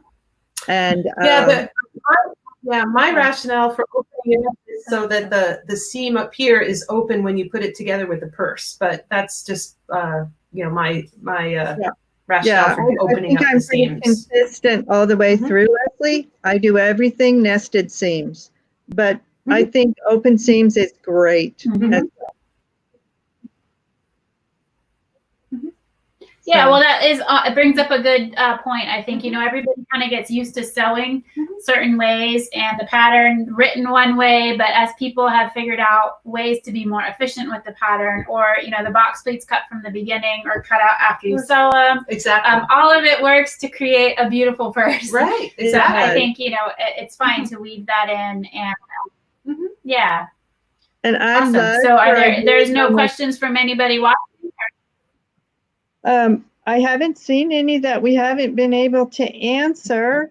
There's been a lot of questions coming Okay. in on Facebook, and we've just been chatting away, and people have been answering them. And I think that you guys are doing a great job. I loved that inside pocket tips, because I always think of the inside pocket as a little boring, and you can make it really pretty. And Yeah, so, I like to make it a little special. Yeah, it's fun. Okay. It's a fun place to add that embellishment, little touch like that. Yeah, awesome. Well, again, you guys keep commenting, keep asking questions. Sue's on here right now, so she can just jump right in and ask us those questions because we're doing the giveaway. oh yeah, that little sewing machine is awesome. From Leslie, our engineer. Now we're going to go back to we're going to go back and actually, now that we've shown you how to do the box pleats in the lining, we're going to go back and assemble the front and back of the purse. We probably should have done this in the last session, but we're going to go ahead and do it now so that the next session isn't quite so long. But it's done exactly the same as the lining was just done, so it's kind of a good time to do it here. So Cinnamon's gonna tip this up. I think this will be super quick. So basically, yes, we are at that same point, front and back of the purse, that we are going to, you have your hands, I guess, right sides together. Yep. Yeah. So now you can see that we did we assembled this pocket 1 1/4 inches from the top. And so you can see as we had taken this top piece and the bottom piece on the back of the purse, and it lines up to be 1 1/4 inches from the top as well. So now when you put these two right sides together, you can line this up right there. So you get a very nice lining, and your top stitching and the top edge of this purse will both line up. So that's really the most important part, to line up to get your purse to look pretty. So you do that on both sides of there, and then you can stitch down here. And now, unlike the lining, you go all the way across and then all the way back up and back stitch. So that's what you do for here. You go down and around and up. And then you take this little ruler, there's a little 3.5 inch It fell on the ground. Oh, that's right. Same thing to cut the box pleats there, that 3/4 inch from each side if you hadn't already cut them on the pattern. Right? So you can just take this and line that up and then mark it like this, cut it out, and then poof, pull it apart, line up the seams, and stitch across 3 times. And I think this is probably where even anybody, Sue might have a tip for this, but there has been a common issue with sewing that box pleat with the wrong sides connected, and then you turn it right side out, and what happens here? Yeah. This pocket actually ends up inside out on the back of the purse with the lining showing. Right. So correct? there's a secret Yes. here. So I call this big secret number 1. This is one of your big secret number 1. Once you have this sewn together, what you do in order to do those box pleats is you put your hand in here inside the purse here, and you make sure the pocket is pushed like this. pushed towards the front of the purse. So you put your hand in here, and then when you're poofing out your box pleats on the corner here, poof, you make sure that is the pocket is towards the front. Towards the front, and then you'll have perfect box pleats. Yeah. And if you don't, then you end up with the pocket on the back side of the Which the still other side of the works, purse, which- yes, as long as all your fabrics coordinate. right. And then Yes. and then the lining ends up being the front of the purse. So as long as they coordinate, it still works out okay. But then you just have to make sure you do it the same way for both box pleats. Because if you have one done one way and one done the other way, then it doesn't work. twisted. Yeah. Mhm. Yeah. Yep. So just double check that. Sue, can you recap maybe any of the questions that people on YouTube or on Facebook couldn't see each other's questions? So did we have any that you think would be good for us to just touch on? I think one of the things that we're getting on Facebook is, Leslie, people would love to have a Lego kit. So we can build some sewing machines. I have thought about that, so that might be something in the future. Yeah. Yeah. And I love your secret tip number 1. I always tell people, stick your finger through the hole, because what I do is I actually stitch the large pocket to the front of the purse so that you can't put your finger through there if you are have your pocket turned the wrong way. So I here down at the bottom where we cut out I do a little stay stitch across what I call that L, that little, on those two. And then when I put them together, I stick my finger through the hole. And if I have my box corner turned wrong, my finger's caught in the pocket. That's a good tip.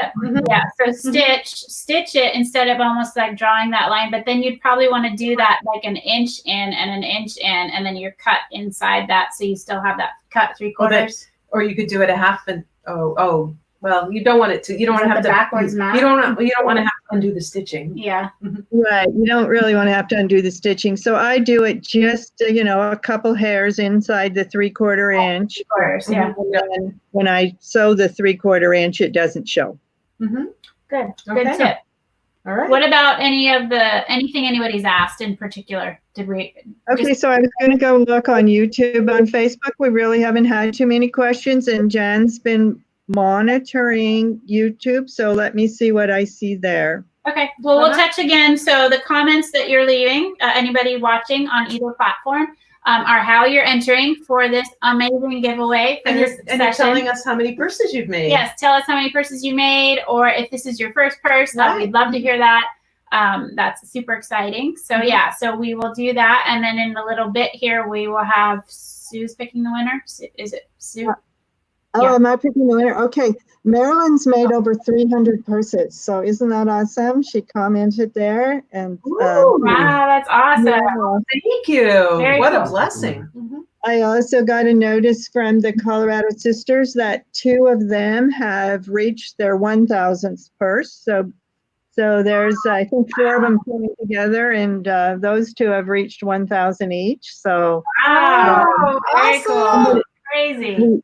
We have a newer seamstress with us. She's made 7 purses. Karen Vinstra has made 1,020. She's one of our Colorado sisters. Wow. So, Nancy Ryan has made 10. Excellent. Every purse counts. That's what I want to say. Every purse counts. We have all those beautiful ones on Leslie's wall, but every purse counts. Yes, for sure. And that kind of brings up another thing, it's kind of like, you might wonder, like, what in the world are we going to do with 20,000 purses? How big is that community school that we work in? And, so as our program has grown, Esther, who's the leader there in that community, she's got 1,400 kids in her school on average. And, only some of those are girls, and then only some of those are girls that need purses. So, she immediately was ready to reach out into her community. The Nome Bay community is 150,000 people. There's a lot of kids. There's a lot of community schools there, which means not government run, not funded.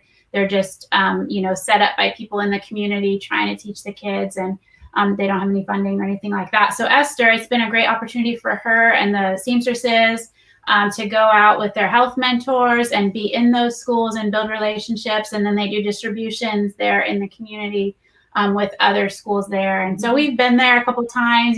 Sue went, Leslie's gone, and we've done distributions there with the girls. And it's just like an amazing celebration. They're singing and, worshiping. And it's just a very joyful time with them in the different schools. It's actually, it's amazing. So, and there's a lot of pictures on the Facebook page, in the So Powerful Purse group, even on the website. of some of those distributions, Girls with Purses. We didn't go this year because of what's going on, but, we go generally every year, and we try to capture a lot of the purses that come in the hands of girls. And I know a lot of you watching have seen pictures of the purses that you've made that are there, the girls receiving them. So it's amazing. And a lot of people have told their stories in our new book. So the new So Powerful book is now out with a lot more content in it. My story is in it. And it's going to be our giveaway in the next session. So stay tuned for the next session. Yes. And you might be able to win a copy of the new book. Yes, you can see here, this looks nice and thick. Yes, it's quite a bit longer. I think because of all the stories, there's some content about the program that's grown, and we talk a lot more, I think, about the soap program and probably the farm related stuff.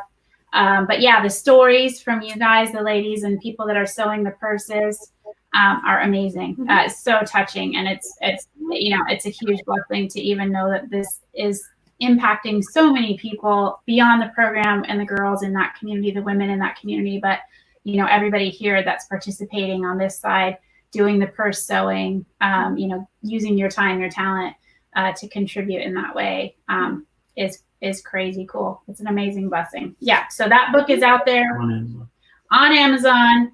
It's called We Are So Powerful.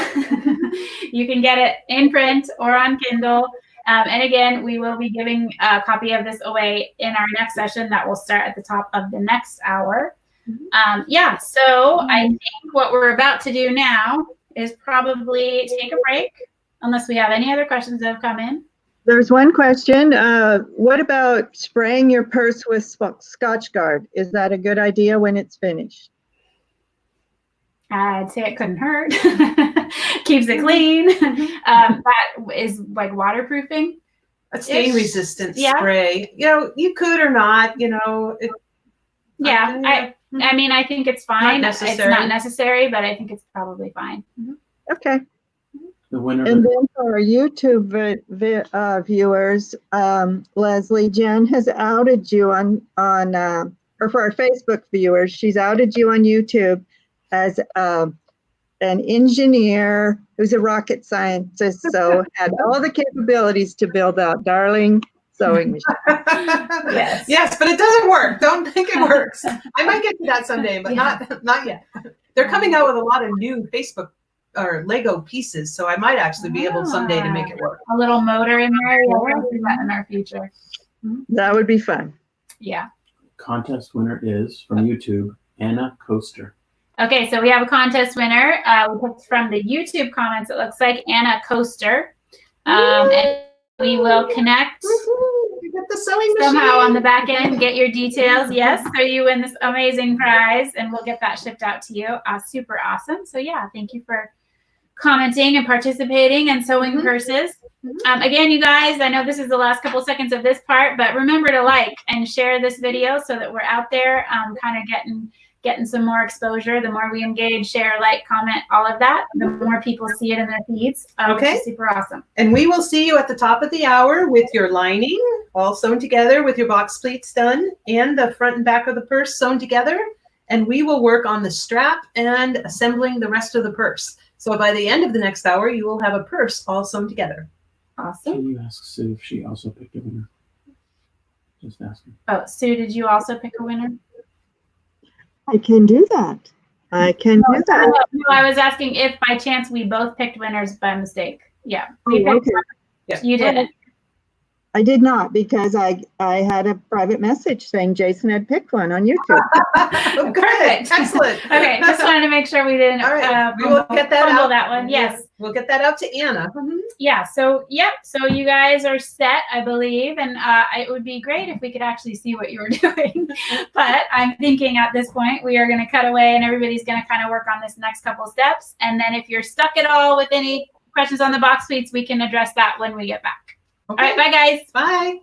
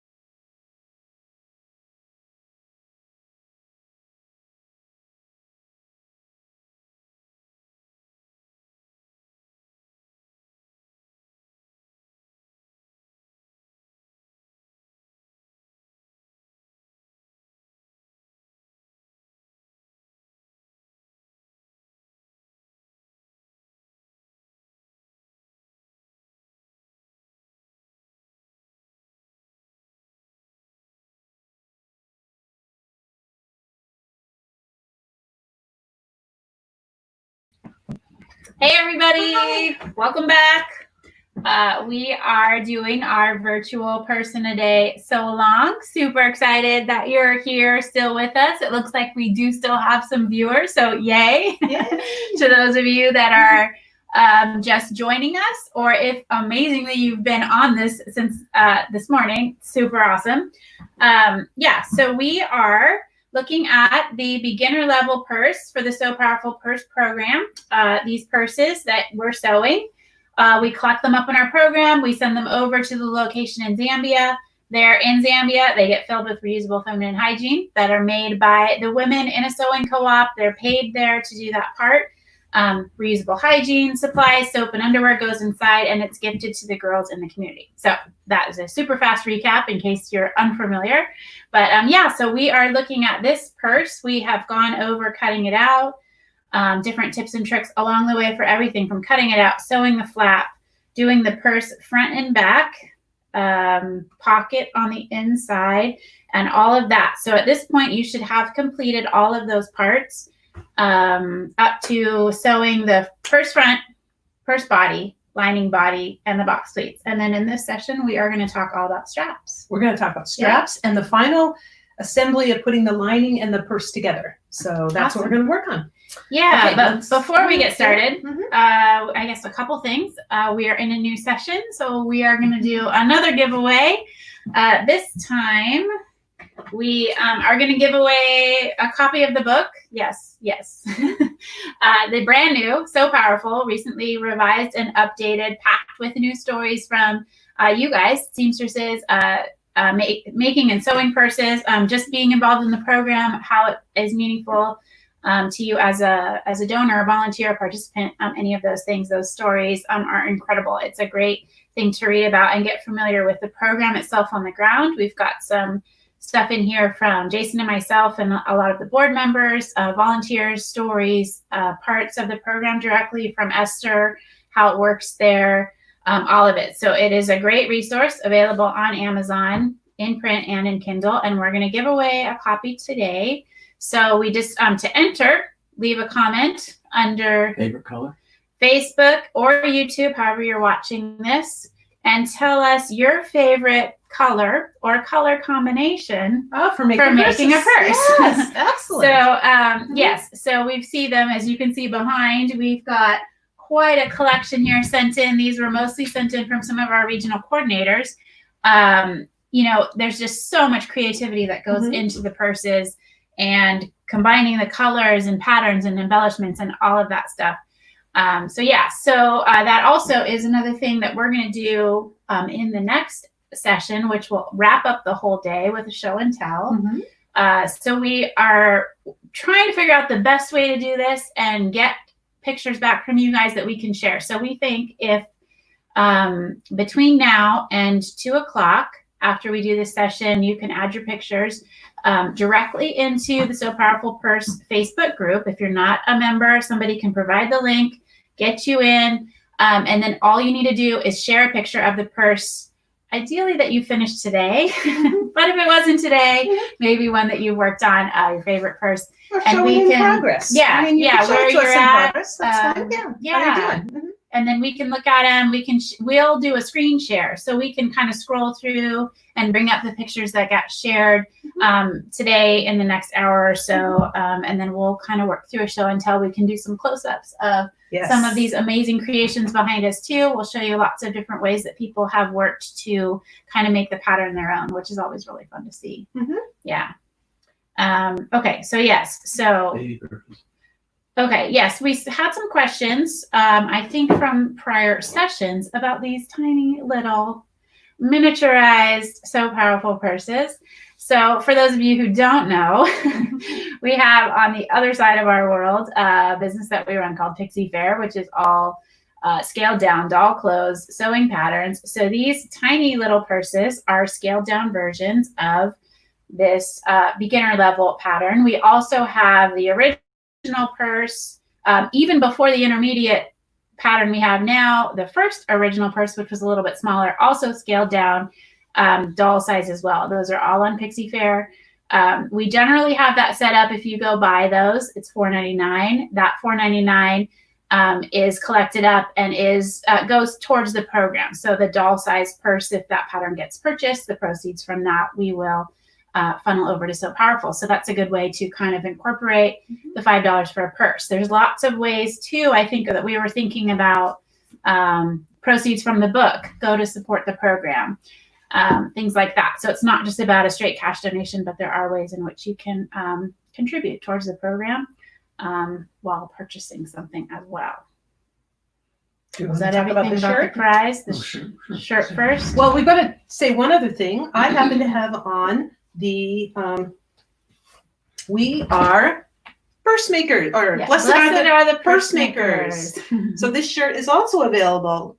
I'm not sure who has the link to that to share, but if somebody has a link, if not, what's the easiest way for them to find that? Moderator. Okay, if a moderator can find that link. If not, text around. We'll get a link on there where those are purchasable. Proceeds of those go to the program as well. So those are fun. And Leslie's is in a bright turquoise V-neck t-shirt, but there's lots of options on there. I think even some hoodies, long sleeve, short sleeve t-shirts, different fits, different styles. So that's a great one. It's a great conversation starter. You know, people will look at that and be like, what's the purse? And so it's kind of an easy lead into just being able to talk about the program. Super, super easy. And then on this session, we have Peggy Crichton, who is a regional coordinator. She also does doll clothes pattern design on Pixie Fair, so she works with us on both sides. She is moderating. I can see her waving at me. I know you can't see her yet, but she will join on video in a little bit, but she's there moderating, answering questions. So if you have any questions while we're talking and demoing this different straps or about any part of the purse you've done so far, just get those questions in, and then she can help us towards the end of this session to answer those questions so that we can see on both sides, Facebook and YouTube, questions that are coming in, and we can get those answered on video so everybody's aware and gets the helpful advice. So super awesome. I think that's probably it for all the details. Did I say leave a comment? Oh yeah, about favorite color. Yes, favorite color to make purse for the book. So you do that now in the next 20 minutes or so. And so I think we're ready to get started. We are going to look at doing the purse strap cut from those fat quarters, and then Leslie has this amazing talent of being creative and working through so many ways to do this. And she has 7 different ways to do a strap. Awesome. So yes, that is great. We're gonna love that. So let's get started. Okay, so we had these 4-inch strips that we cut out of our fat quarter. These happen to be out of the duck cloth canvas fabric. So you have 3 18-inch pieces of fabric, and you're going to sew those together on the short ends with a 1/4-inch seam. And so it'll end up giving you a 53-inch long strap. And what I like to do is when I sew these together, I'll open up the seam. And then what I like to do is top stitch it on both sides of the seam, just to give it a little bit more sturdiness. When you're sewing your strap together. So you'll have a strap sewn, and you'll have stitching on either side of it. And you'll have this big long piece. Now I'm going to demonstrate with this piece. This is just one section. Cinnamon's going to hold this up. So what I've done is I've folded it in half first. So you fold it in half, and then I'd probably with an iron, I'd give this a really good press. And then we're going to use the double fold method. So this was 4 inches. It's now 2 inches folded. And I'm actually going to move it this way because it'd be easier for me. And then you're going to fold it into the fold like that and press it. And then you're going to fold this side into the fold and press it. And then you're going to refold it and press it again. So you've gone from 4 inches down. Now you have a 1-inch strap, which is what we generally have. And this again was for the entire, all 3 pieces sewn together. So all 3 pieces were sewn together. And then you do this double fold method, and then you get down to the 1-inch strap. Now, here's what it looks like when it's finished. Take my little rubber band off the end of that. So here's the long strap. Ta-da! And what I did here is I did do 2 rows of stitching.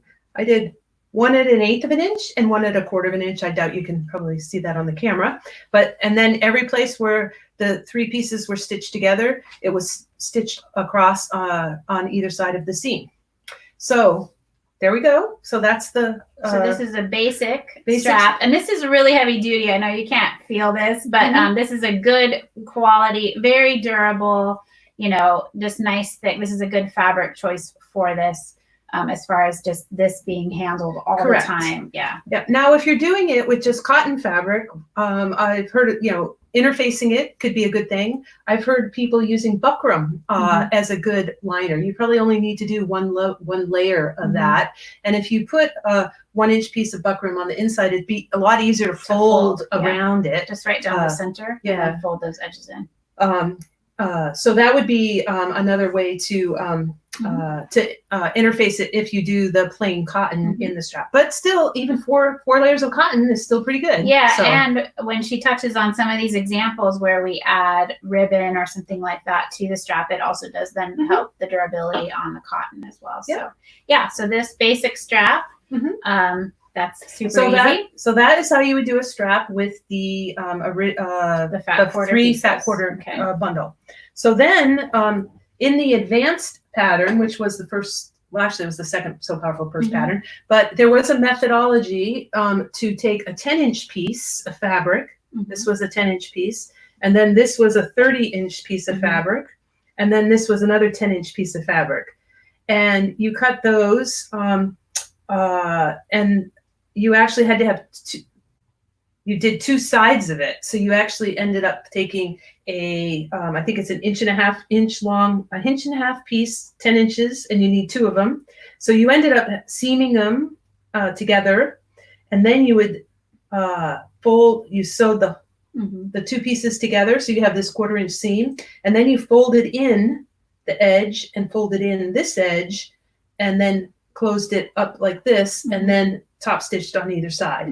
So a lot more steps. It was designed originally so that if you were cutting off yardage, you could cut across that 42 inches and then still figure out the strap, which this method accommodates that as well. Piecing it together evenly. Yeah. So the original reason I did this particular option, this was option A, was because it was the one that was in the pattern. So that was why that was like, okay, that's the first option, but we probably don't recommend Can we make that faster?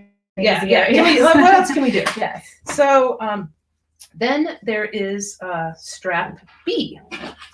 Oh, I just leave that on there. So this is option B, the second in the series of options. So this again comes out to be a 1/2 inch strap. But what I do with this one, 1/2 inch or 1 inch? I'm sorry, 1 inch. 1 inch. What I do with this one is actually, if you measured it, it's probably a little bit more than 1 inch because I just like a little tiny bit bigger. So what I do is I take. Hold that real close there so they can see what you're doing. Yeah. So this is the end that's not quite sewn. So I just take 1 piece of fabric, and this is, I believe, well, heck, we can measure, see what the size of it is. It's 2 3/4. 2 3/4 inch piece of fabric, and it's 52 inches long. So there's no piecing the strap parts together. But of course, if you had pieces, you could do that. And so what I do is I put it right sides together, and I sew the tube, and then I turn the tube. So some people don't like to turn the tube. But then what I do here. With quilting cotton, it works. With the heavier fabric, it's kind of a nightmare. Yeah. So, but one thing to do when you sew this together is before you turn the tube, iron the seam open. And if you iron the seam open and then turn the tube, then you place that seam down the center of the back. And that seam, because it was ironed open, it lays more flat down the center. And then you don't have to worry about centering the seam on either side. And then you top stitch it. So that's method 2 of sewing the strap. Nice. So then method 3 of sewing the strap is a tube. Again, same thing, 2 3/4. You have to turn it, but this one, the seam is located on the side. And some people like that because when you top stitch it, then you catch the seam in the side. So it's just another way of doing it. I find you have to be more exact when you do that, and I just prefer not to have to do that. So this one is done that way. So that's option 3. Option 4. Now we get creative. Is even better. So you learn something new as you go through all of these. So this is taking the same size tube, excuse me. And it is sewing it right sides together instead of wrong sides together. So you sew the tube right sides together, and you end up with your seam here. So you don't have to turn it right side out. So you don't have to do the tube turning. Now, I just saw somebody comment. We've and say made it they're easier. making their strap right now out of home deck fabric. So this might be a good tip for Yep. you, unless it's Yes. too late. this is canvas, like twill, actually. And then because you have the seam on the outside, you put ribbon over it. And then you sew the ribbon down and it covers up the seam. I'm just going to hold that a Okay. little bit closer to the camera, just so people can see that. Yep. Right up in there. Okay. So we have that where she did that. And then instead of turning it right side out, that seam allowance is just folded flat right on the, this will be the outside of the strap. And then she's just taken ribbon and you cover that. And then you don't have to turn it right side out. Awesome. So that's great. And it actually looks amazing. So that's a great way to do that. It's very fast. And then what did you want to touch on this decorative stitching?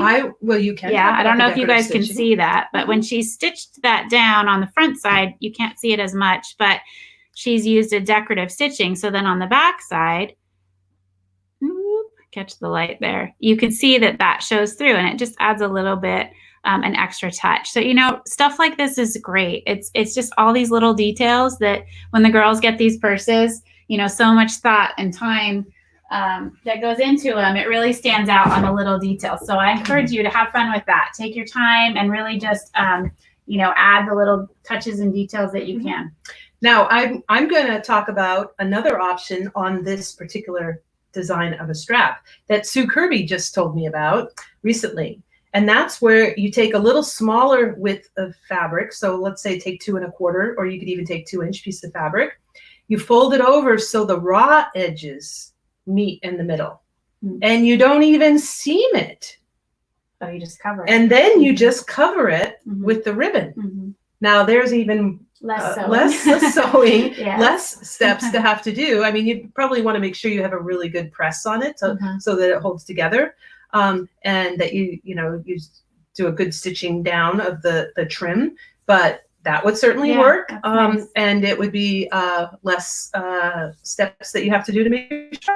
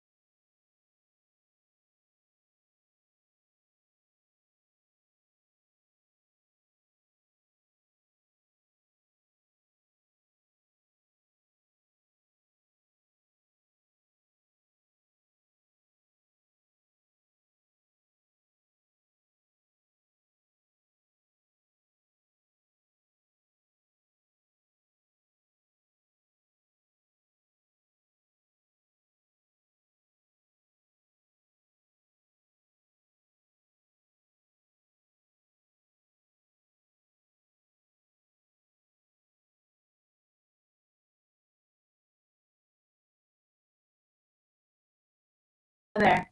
Hi. Hey, we're back. Technical difficulties. I'm Sorry not about sure that. where you went, but we were here. We are back on the internet. Peggy's still with us moderating. It looks like we've got a bunch of you. Maybe we'll jump back on. Hi, Peggy. Yeah, I think we were talking about the strap. Yes, so we left off. I was just about to mention Renaissance Ribbons is a great place to find really cute ribbons. She had donated a bunch of at Two So Powerful that we had when we did our quilt show booths that we were offering for donation. It's a great way to embellish. So yeah, so be sure to check out that as a great source. If you're looking for ribbons for the straps or just on the purses, it's a great place to find that kind of stuff. Okay, yeah. so our next option of how to do the strap is actually the same method we just showed you with the strap we're using on this particular purse. So it's the double fold method.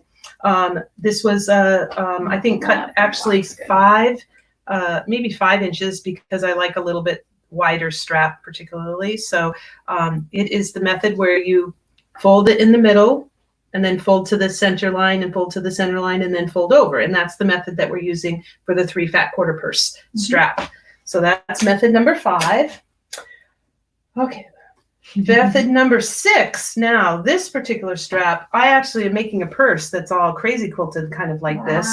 And so this particular strap is just pieced all together. Lots of little pieces. Lots I of don't know little how well pieces. you can see Jason's that. going to help us and show that. So it's just all kinds of little scrap pieces and then sewn together. Pieced together, decorative stitching. That's crazy. Yeah. That's So that really takes pretty. a lot of work. If you got to be really into wanting to use your scraps up to make a strap like that. That's nice, though. And someday I will have a purse that goes with that. That's all crazy quilted, but they're tiny little pieces, so it's going to take a while.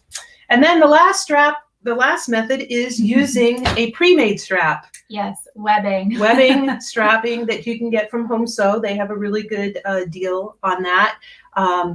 And we've been having packages of webbing in our quilting booths for donation. So we have that somehow. And there happens to be a really pretty purple strap. So some of the purses that I'm doing with the rest of these samples will have a pretty purple webbing strap. You can see that here. This one, this finished one from our sample, it does use the webbing. So webbing is a great way to do that. You can also do ribbon along the webbing. I don't know, during our show and tell, we can see if we have any examples that show that too, but it's a nice way to add a detail to the basic webbing and tie it all together. And I just noticed on a purse that Jan sent in where you don't even do ribbon, but you just do a different color thread and you stitch along the edge of the strap and you can give it just a little stitching detail on it and maybe like a rather large stitch like a 3/0 on your sewing machine. You could do that and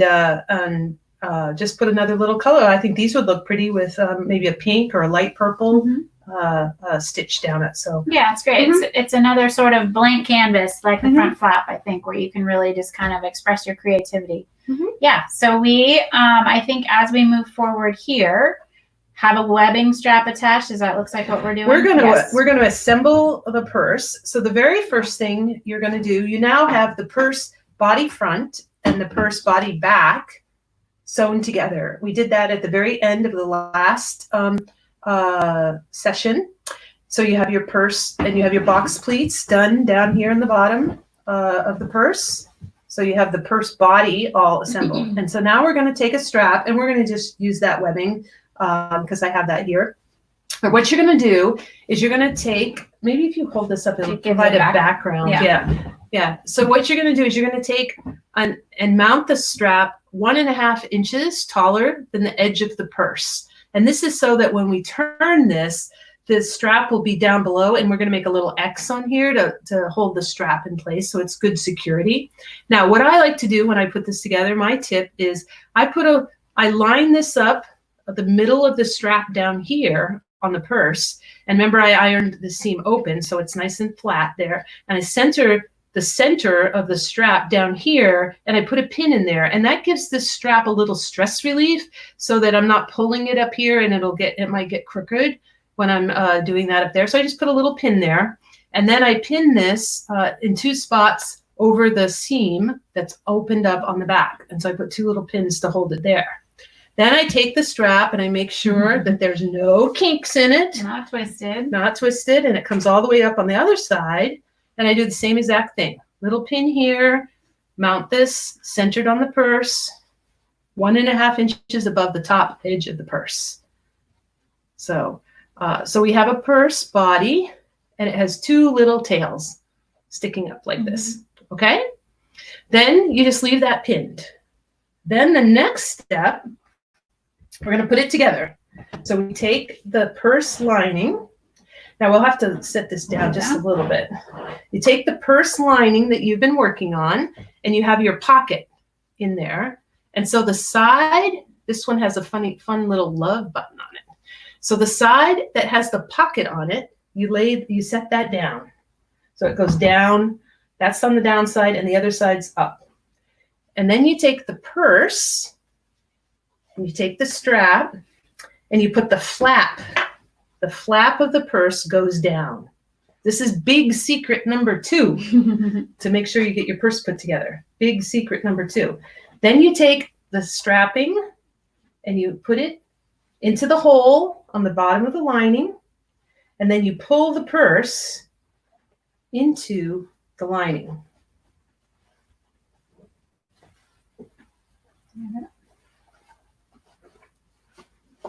You can pull on the strap and you pull on the purse, and you get this all inside, and then you line up the side seams. Get that all in there. And then you line up the side seams. Line up the other side seam over here. Voila. Then, of course, you line these right up in the center of the strapping. You line this side up, and you get a nice little fit there. The tops of the purse will line up beautifully, since Cinnamon designed this so well. Voila. So it's all lined up across the top. Then you take your sewing machine, and this is a time when you would put it into its free arm mode so that you can stick the purse right on the free arm of the sewing machine. And you're going to sew a 1/4 inch seam all the way around. Now, I happen to like to start where the label is, so I start kind of in the middle and the back, and then then it gives you a little bit of time to be sewing straight and come up to that side seam. Go across the strapping, around the front, across the other strapping, and back, and then back stitch a couple of times right above the label, and you have a nice 1/4 inch seam all the way across around the top. Okay, that essentially attaches the lining to the purse. And then just make sure that you don't accidentally trim these off. Yes. Because I've done that where, you come in here and you just aren't thinking and you're trimming your seam. But the point of this is really defines the side at the top and adds that structure, sews the strap in. So keep that hanging down. It'll turn inside and then be pointed down inside the purse. So you have a purse with ears, an inside out purse with ears. Then you pull the purse out through the opening, and you end up kind of with a structure that looks like this. There's the pocket and the lining, and there's the purse. And then the next thing you do is that seam at the bottom of the lining that you had folded over a 1/4 inch on either side, that now nicely matches up, and you can sew that close straight across there. So now you don't have any opening left in the bottom of the lining. And then you stick that in the purse. And now you need to kind of futz this a little bit to make sure it's nice and straight, and you kind of roll the lining a little bit to the inside. Yeah, Jason's looking at me. Futz. That's a good sewing word. Yes. Play with it a little bit. And then when it gets all nicely lined up here on the top, you again put it on the free arm, and you sew another little top stitching. And you notice how this little charm I put on there, I put 3/4 of an inch down. Plenty of room to go by that charm when you're doing this top stitching around the top of the purse. So now we have one more little thing to do. Leave it off? Oh yes. We are going to put a little reinforcement now, where that little piece of strapping goes down into the purse. We're going to make the X, the famous X. Now I did a little tutorial for you, a little picture large size, hopefully. You I can like see this. this. We need to add this as a file. You For start the pattern. Yes. at the top of near the strapping. You go down across the bottom, back up, and then across the top. That makes your square. Then you go from the top diagonally across the bottom again, and then you do the other diagonal. And then you backstitch just a little bit. So that's how you make the X. Yes, everyone has that memorized. Mm-hmm. So you just do that on both sides, and it'll be probably about a half an inch from the edge of the pocket.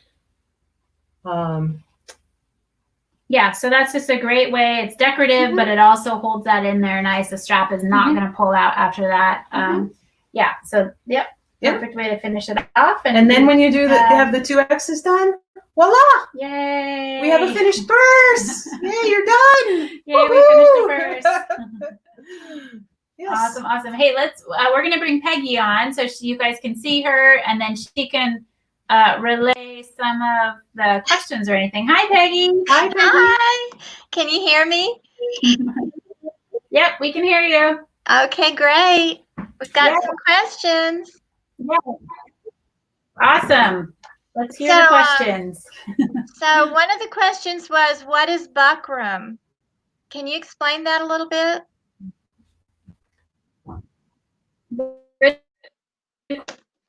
Do we have that sitting here? Or you can talk about it. I have a sample over here, I believe. This is going to be in my plain English. It is heavy interfacing, very stiff. And we had some that I know we gave to Leslie. That's why I thought maybe she had the sample. What is it typically used for? Like a hat or Crinolines or something like that? Curtains, is that what you said? Crinolines. Oh, crinolines. Peggy, do you know? Yes, typically hats. It's a very stiff making. interfacing.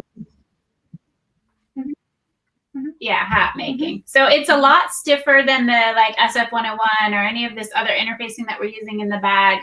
It'll really give you a very firm strip. But it would be, I think if we used it, we mentioned doing it in the strap, cut, not folded, but you'd fold your fabric over it. So it was cut to that finished or a little bit narrower than the finished. And Joann's does have it both on the bolt as well as in a pre-packaged package. So you could get it either way at Joann's.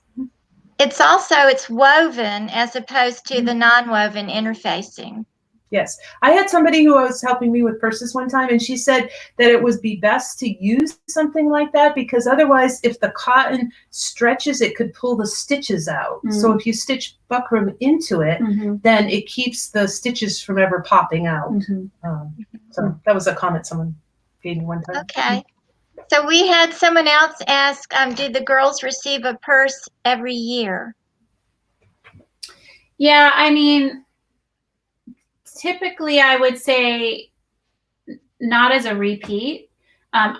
It kind of depends. I think it's probably a harder question to answer exactly not being there. They get access to the hygiene supplies for the long term. So as far as the purse being a gift, that's part of that distribution. If they need more hygiene supplies, they can come back and they can get more for that purpose. As far as receiving more purses, it depends on the school. It depends on the school. It depends on the amount of girls. It depends on the distribution. So there's probably girls that have received them. And in those cases, I almost would assume that they have family members, you know, and it just becomes something that benefits the family in general. Yeah. And we talked about how sometimes the caregivers will get the purse and then the girls need another one. Yeah, when we do the distribution, after the very first year, Esther, you know, just really stressed that if the girls took home a purse, whoever really is the caretaker of the house, whether it's an aunt, a mom, a grandma, a sister, whoever's the one that's earning money or would say that they needed that product more, would likely take that away from the girl just because of necessity. So right from the beginning, we did the distribution with 2 purses. The girl will pick out the purse, and then sometimes for that second purse, we're picking those out or they're picking those out, but they are given a second one to take home to help that not happen. Yeah.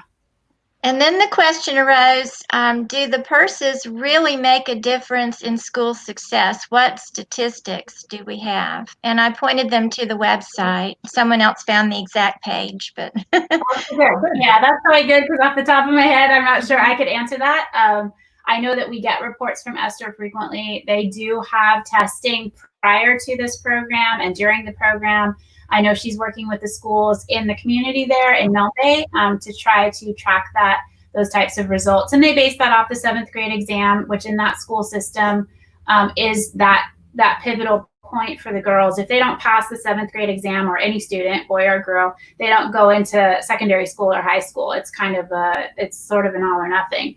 So if they're not able to stay up with all of their classes and then do that 7th grade exam and pass, then it's pretty much their education is over for them at that point. So I know that we do have results, and that's what's reported on that page. And so, as the program grows, we'll be able to provide more and more data on that. But yeah, it's definitely, I know that we do get good feedback, and, the girls are excited. And I think, like we mentioned at the beginning, they make that promise to stay in school, and they are, to their best of their ability, trying to do that, use the product, stay in school all month. And we had one other question about the webbing, Leslie. I was skipping back and forth, so I don't know if you addressed it, but someone wanted to know about finishing the edge of the webbing. Did you mention that? Because it does tend to unravel. Yes, there's 2 types of webbing. This particular webbing that I happen to be using today is cotton webbing, and that doesn't unravel very much. So I haven't ever had any experience with having to finish the edge of it. And the other thing is that when you finish it the way with the X, it's pretty secure. That would be the same for both types. Now, the polypropylene webbing that you can buy from Home Sew, and other people have bought it in various places. Some people say that they take a little bit of a flame and they just melt the edge, which is, you can choose to do or not to do. I think that after you melt it, it's a little harder to sew through it. So just be careful of that. But I've made purses with that and not done that because I do the X on here. So I don't usually find that there's any trouble. This really secures it. For the end, if it frays a little bit, it's not going to get through all of those stitches there to fray and come off the purse.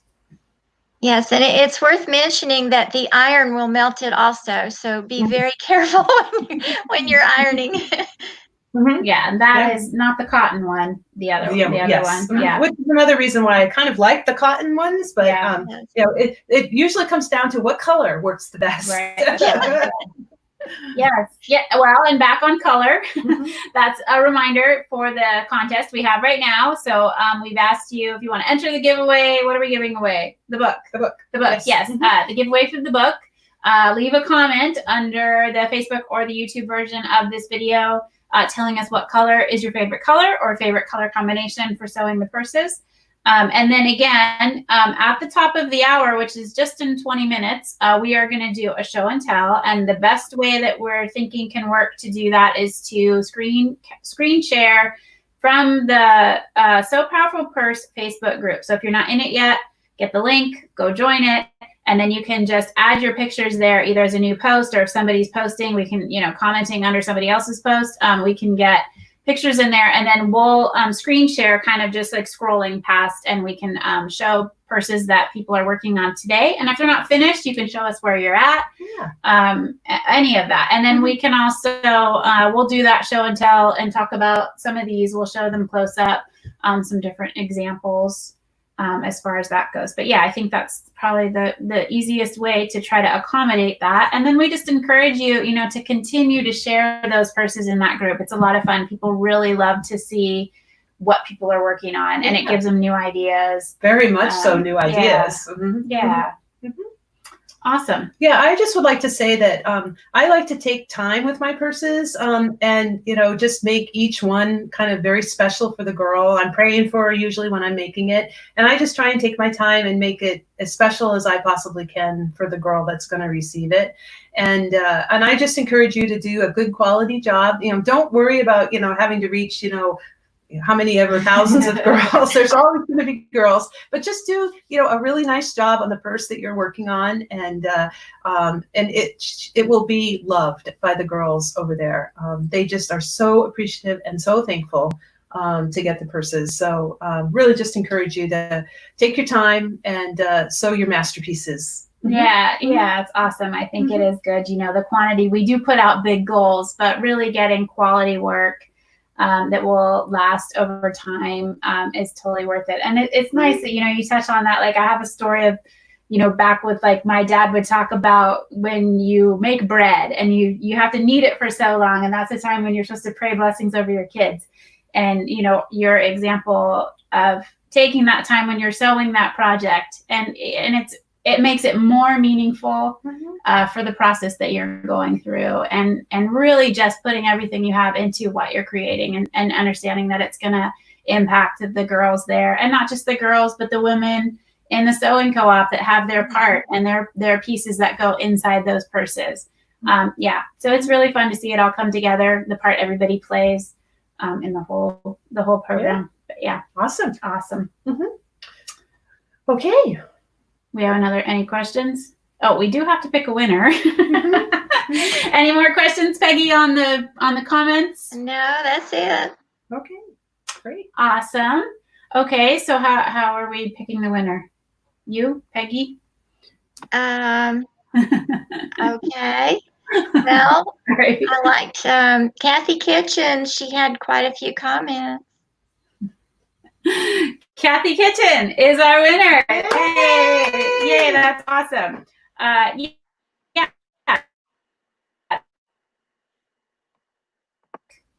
Very cool. And thanks again, everybody, for participating and sticking with us. We just have one little more chunk at the end here, so it'll be fun.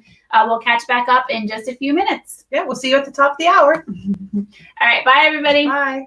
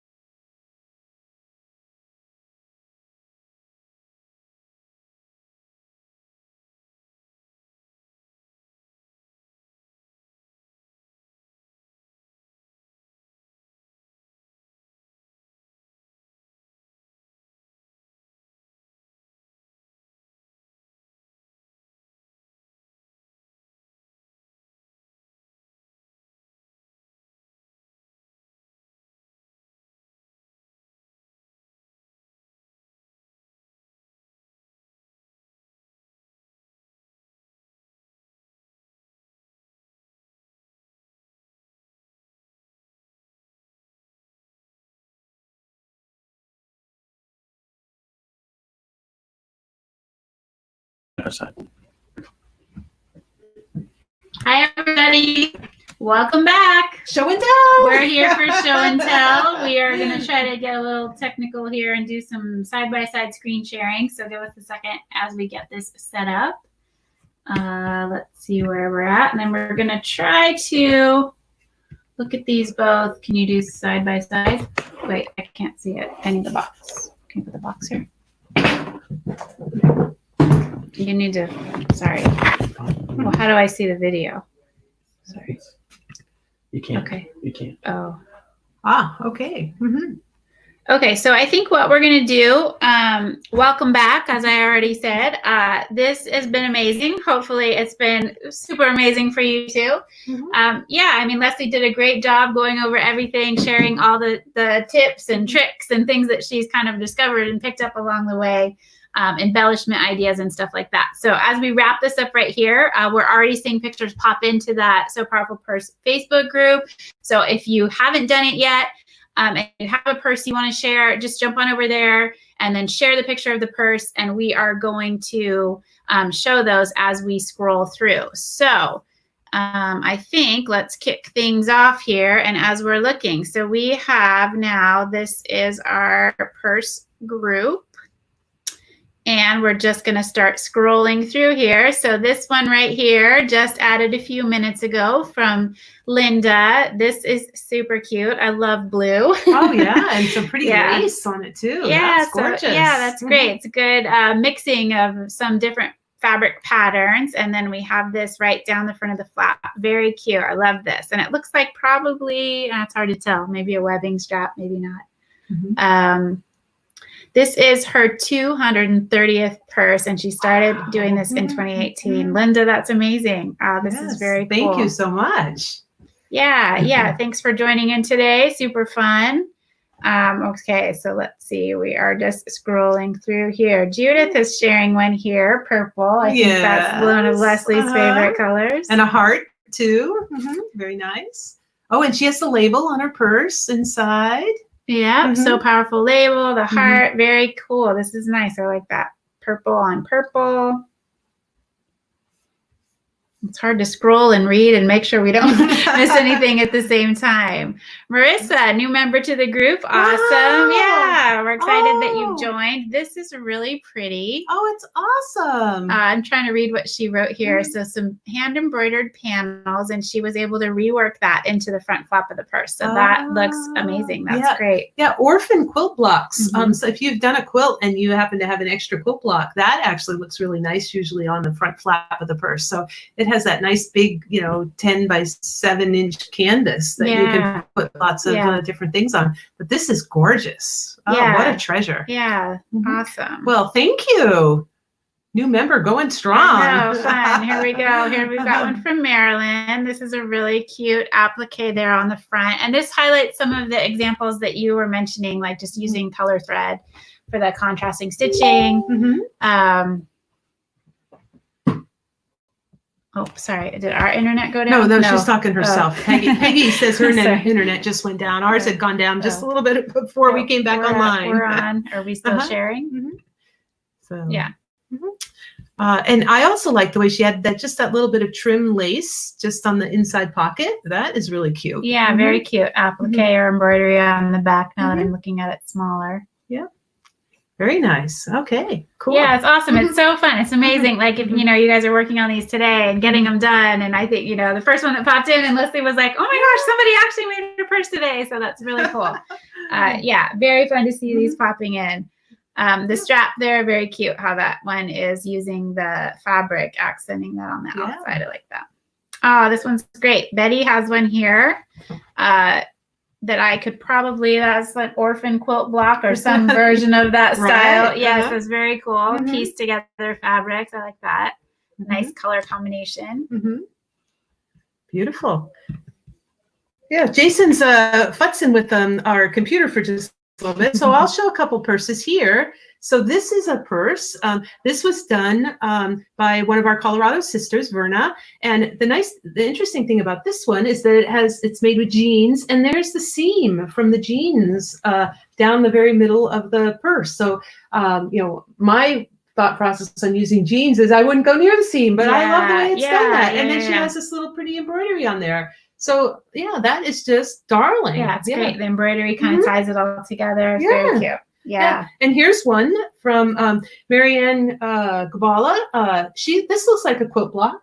Might have been used from a quilt block. These were my high school colors, gold and black. So, but that's a very pretty purse. And Yeah, I love the flap on there. Pieced together. It really highlights the colors. The buttons are a cute embellishment. So that's a lot of fun. Nice way to tweak and modify on that beginner level pattern. okay. Polka dots. Polka dots are very polka cute. dots. And then this nicely shows how you can use a trim and a button here. And then on the inside, there's pretty. more button and trim. And here, kind of interesting where she turned the trim in the other direction on the top of the pocket. So that Very looks really cute. nice. Yeah, I like that.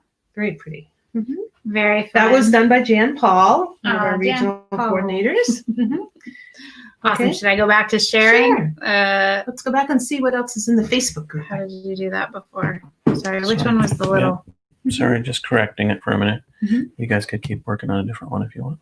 Well, he's showing my picture here. This is a fun one. This is an origami butterfly that you can use. It's a Pinterest video of how to fold a butterfly Out of paper? out of paper, but you make it out of fabric. Oh. And then you put it on the front of the purse. And isn't that just Yes. delightful? That is awesome. I think I saw some of those pop up during the Yeah. isolation challenge that got shared Yeah. in the group. Yes, very cool. So that's a fun one. Yeah, and that's another one from Verna, our Colorado sisters. So beautiful little touch there, and then just beautiful contrasting colors in the bag. Yeah. So if we, I don't know if we have that link shared in the purse group. Does somebody already shared how to do that or exactly? But that'll be a fun one to pull in. I'm sure I think we'll it's see in the more purse of group that. Yeah. somewhere.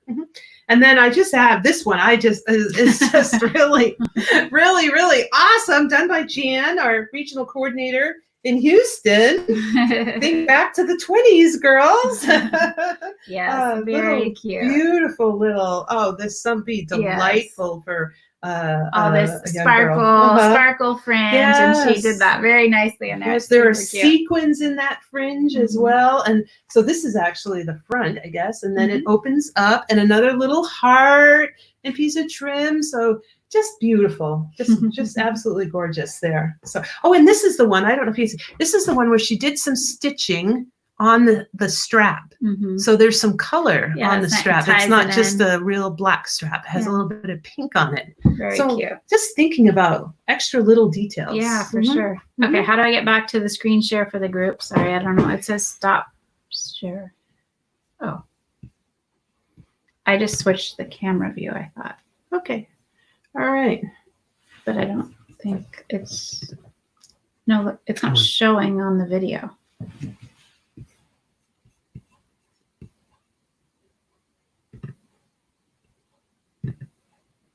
Okay. Here we go. All right, back to the purse group.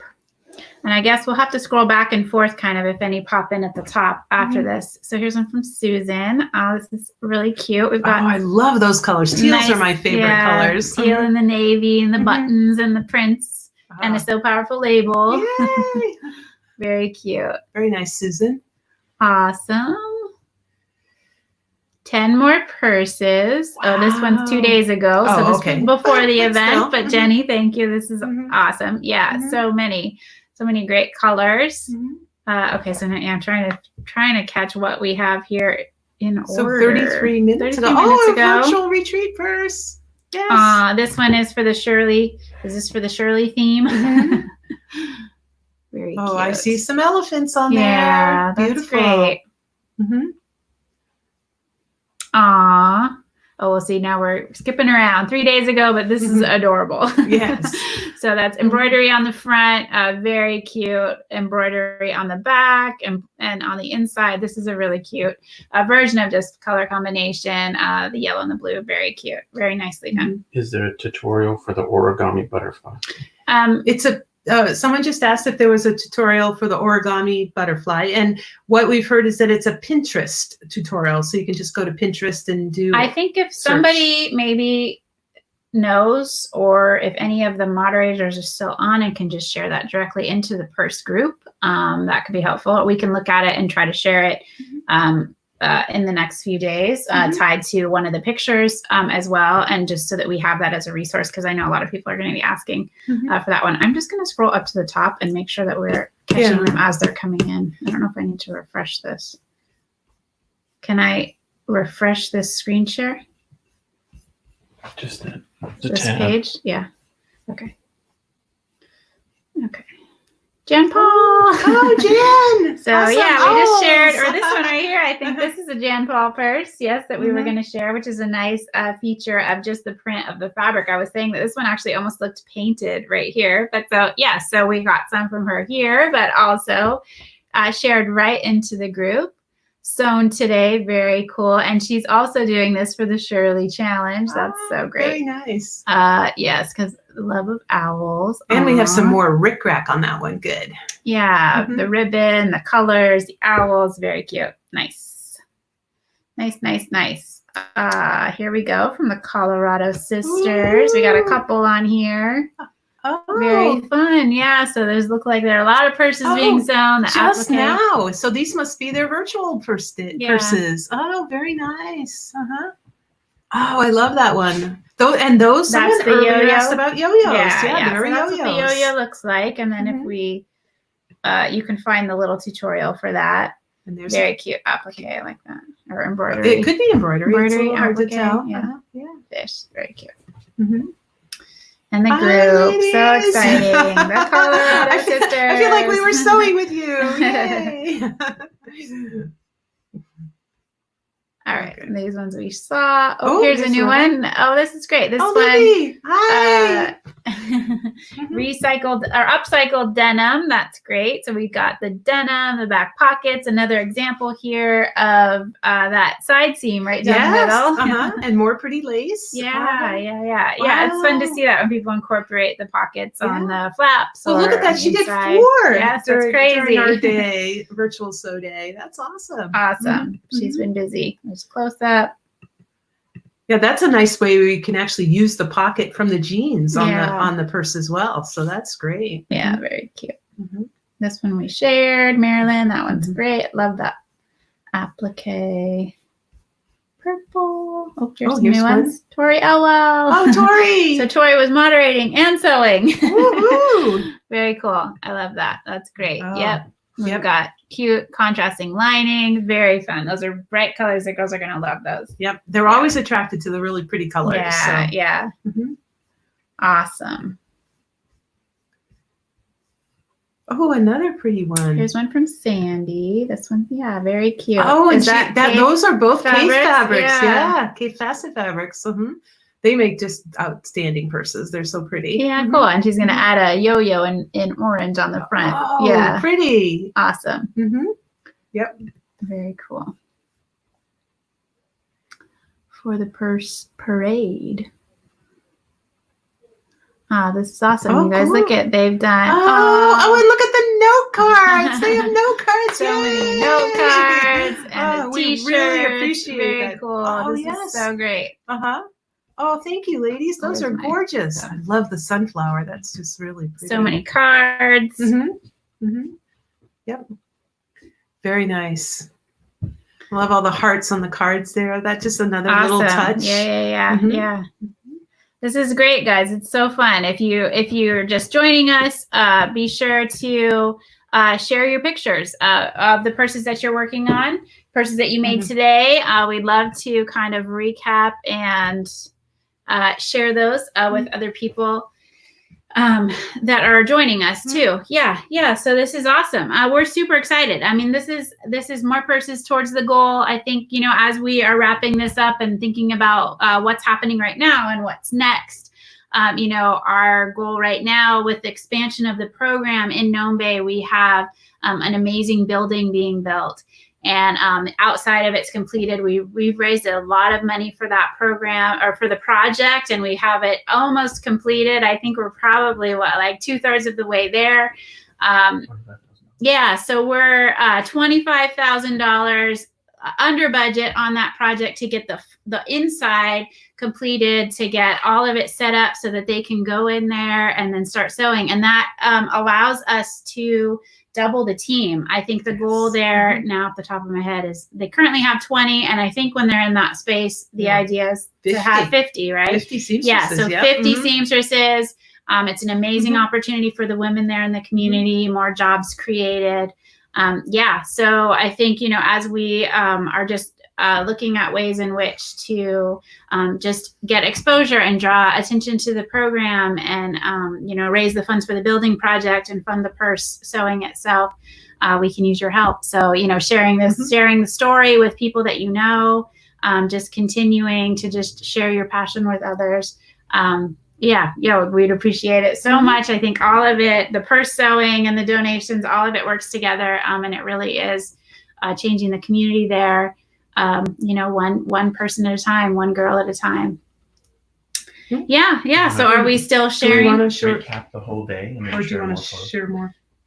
Sure. Yeah, we can recap the whole day maybe, and then share more. Okay. Yeah. So just kind of as a recap for the day, we've been on here for so many hours. We started this morning.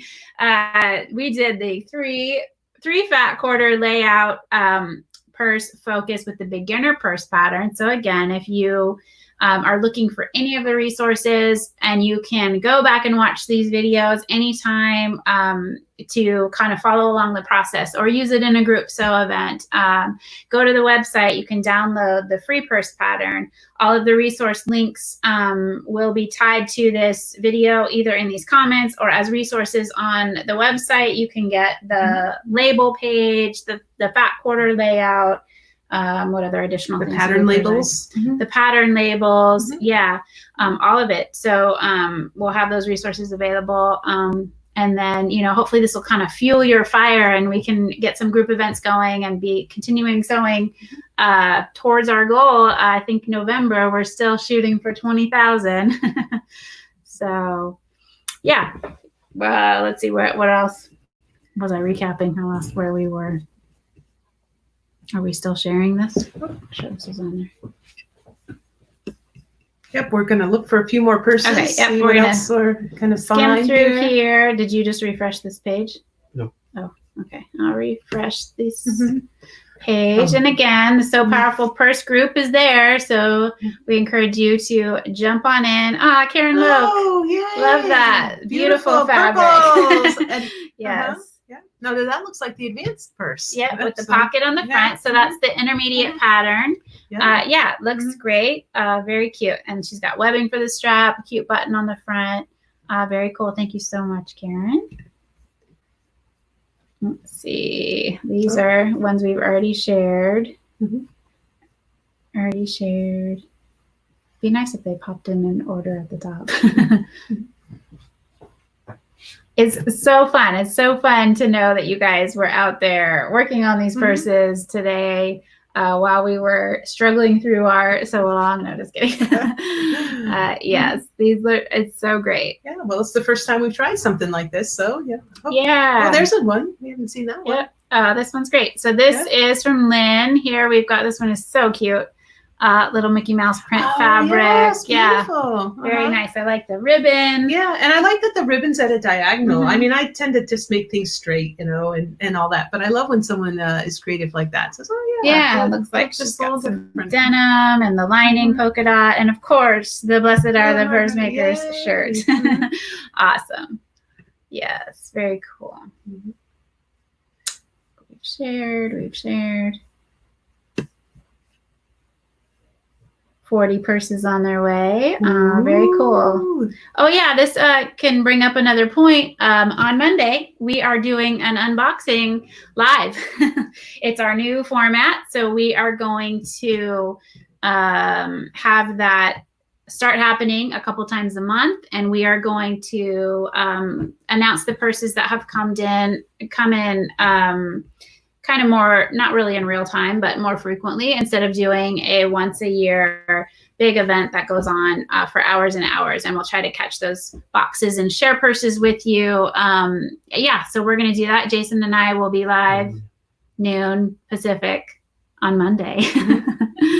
So yes, is there an event to sign up for that they can look for? Or it's just watch for us Yeah, to it's go the one live? I started at 9 a.m. this morning. Oh. So we'll fix that. Yes, so we will have an event link to share with you for that. But Sign yeah, up for our newsletter on the website. yeah, and make sure that you sign up for the newsletter on the website.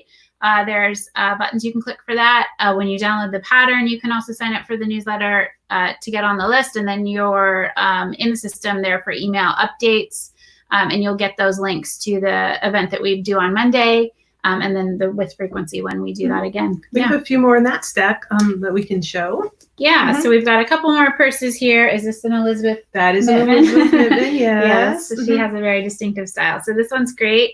Lots of fabric pieced together, decorative stitching, ribbon embellishment, so creative. And then stuff like this is just this Yeah, super a little cute. heart on the Yeah, back. a little heart on the back that has stitching around and the ribbon and lining. And her strap, she's got done that way that Leslie showed here. We've got the strap with the ribbon sewn down right down the center. Super cute. Super, super cute. And this one is adorable fabric. I think, is this from Tori? This is a Tori, Yeah. yes. Perfect fabric for Africa. Yes, Mhm. this is so cute. But this was, I'm assuming, found here somewhere. Yes, very cute. Mhm. Nice, nice. She said occasionally she can find that fabric on eBay, but it's very Oh, occasional. yeah, It's been it's out so for pretty. quite a little bit. So cute. Mhm. Yes, perfect Yep. for the program. The lining is a very cute contrasting print. And show the back too, because it And has a she's got, zebra yeah, on the the back. fabric. I think the print on the fabric, really utilized really well. So she's Mhm. got that nicely centered. Yep. Same with that there. It's very, very sweet. Yeah, and it's been commented to me that the girls really like the pretty American fabrics. They can, they see African fabrics all the time, which are bright, which is Mhm. probably where they get the Mhm. liking the bright colors. But they really love the American fabrics, so Mhm. they like to have something a little different, that they can't get where they're at. Yeah, yeah, for sure. Yep. All right, and then we've got one more that really highlights some embroidery. And do you know who this one was? Jan Kinsella. Oh, Jan. Mhm. Yes. So yes, Jan is an embroidery master. Yeah. So that is amazing. We've got that on the front, and then sort of a coordinating without the bird parrot. Yes, I'm looking at it backwards on the back. Mhm. And beautiful lining on the inside. She's got the webbing strap. Oh, and another And one right another there. one. Yes. Mhm. Very cute. And blue. I love blue. Mhm. Yes. So super awesome. You guys, thanks so much for sticking with us all day. Yes. Yeah. Very much so. It's been my pleasure to help everyone learn how to sew a So Powerful purse, and looking forward to all the beautiful creations that we're going to see coming in. And everyone was saying you guys did an amazing job. Way to go. Good Ah. stuff. Well, Thanks so Thank much. you. Thank you. I think leave some feedback if you want stuff like this to happen more often with some of the other people that are purse sewers that can really share the things that they've, picked up and really incorporated into the pattern. I think it'll be fun to see other people, doing sort of sew along days in different parts of the country or the world. Yes. Yes. So yeah, we'd love your feedback. Thanks, you guys. I Thanks, think we're ready to wrap everybody. up. Yeah, Mhm. It's been a beautiful day. Thanks so much for all of your purse sewing adventure with us. Bye-bye.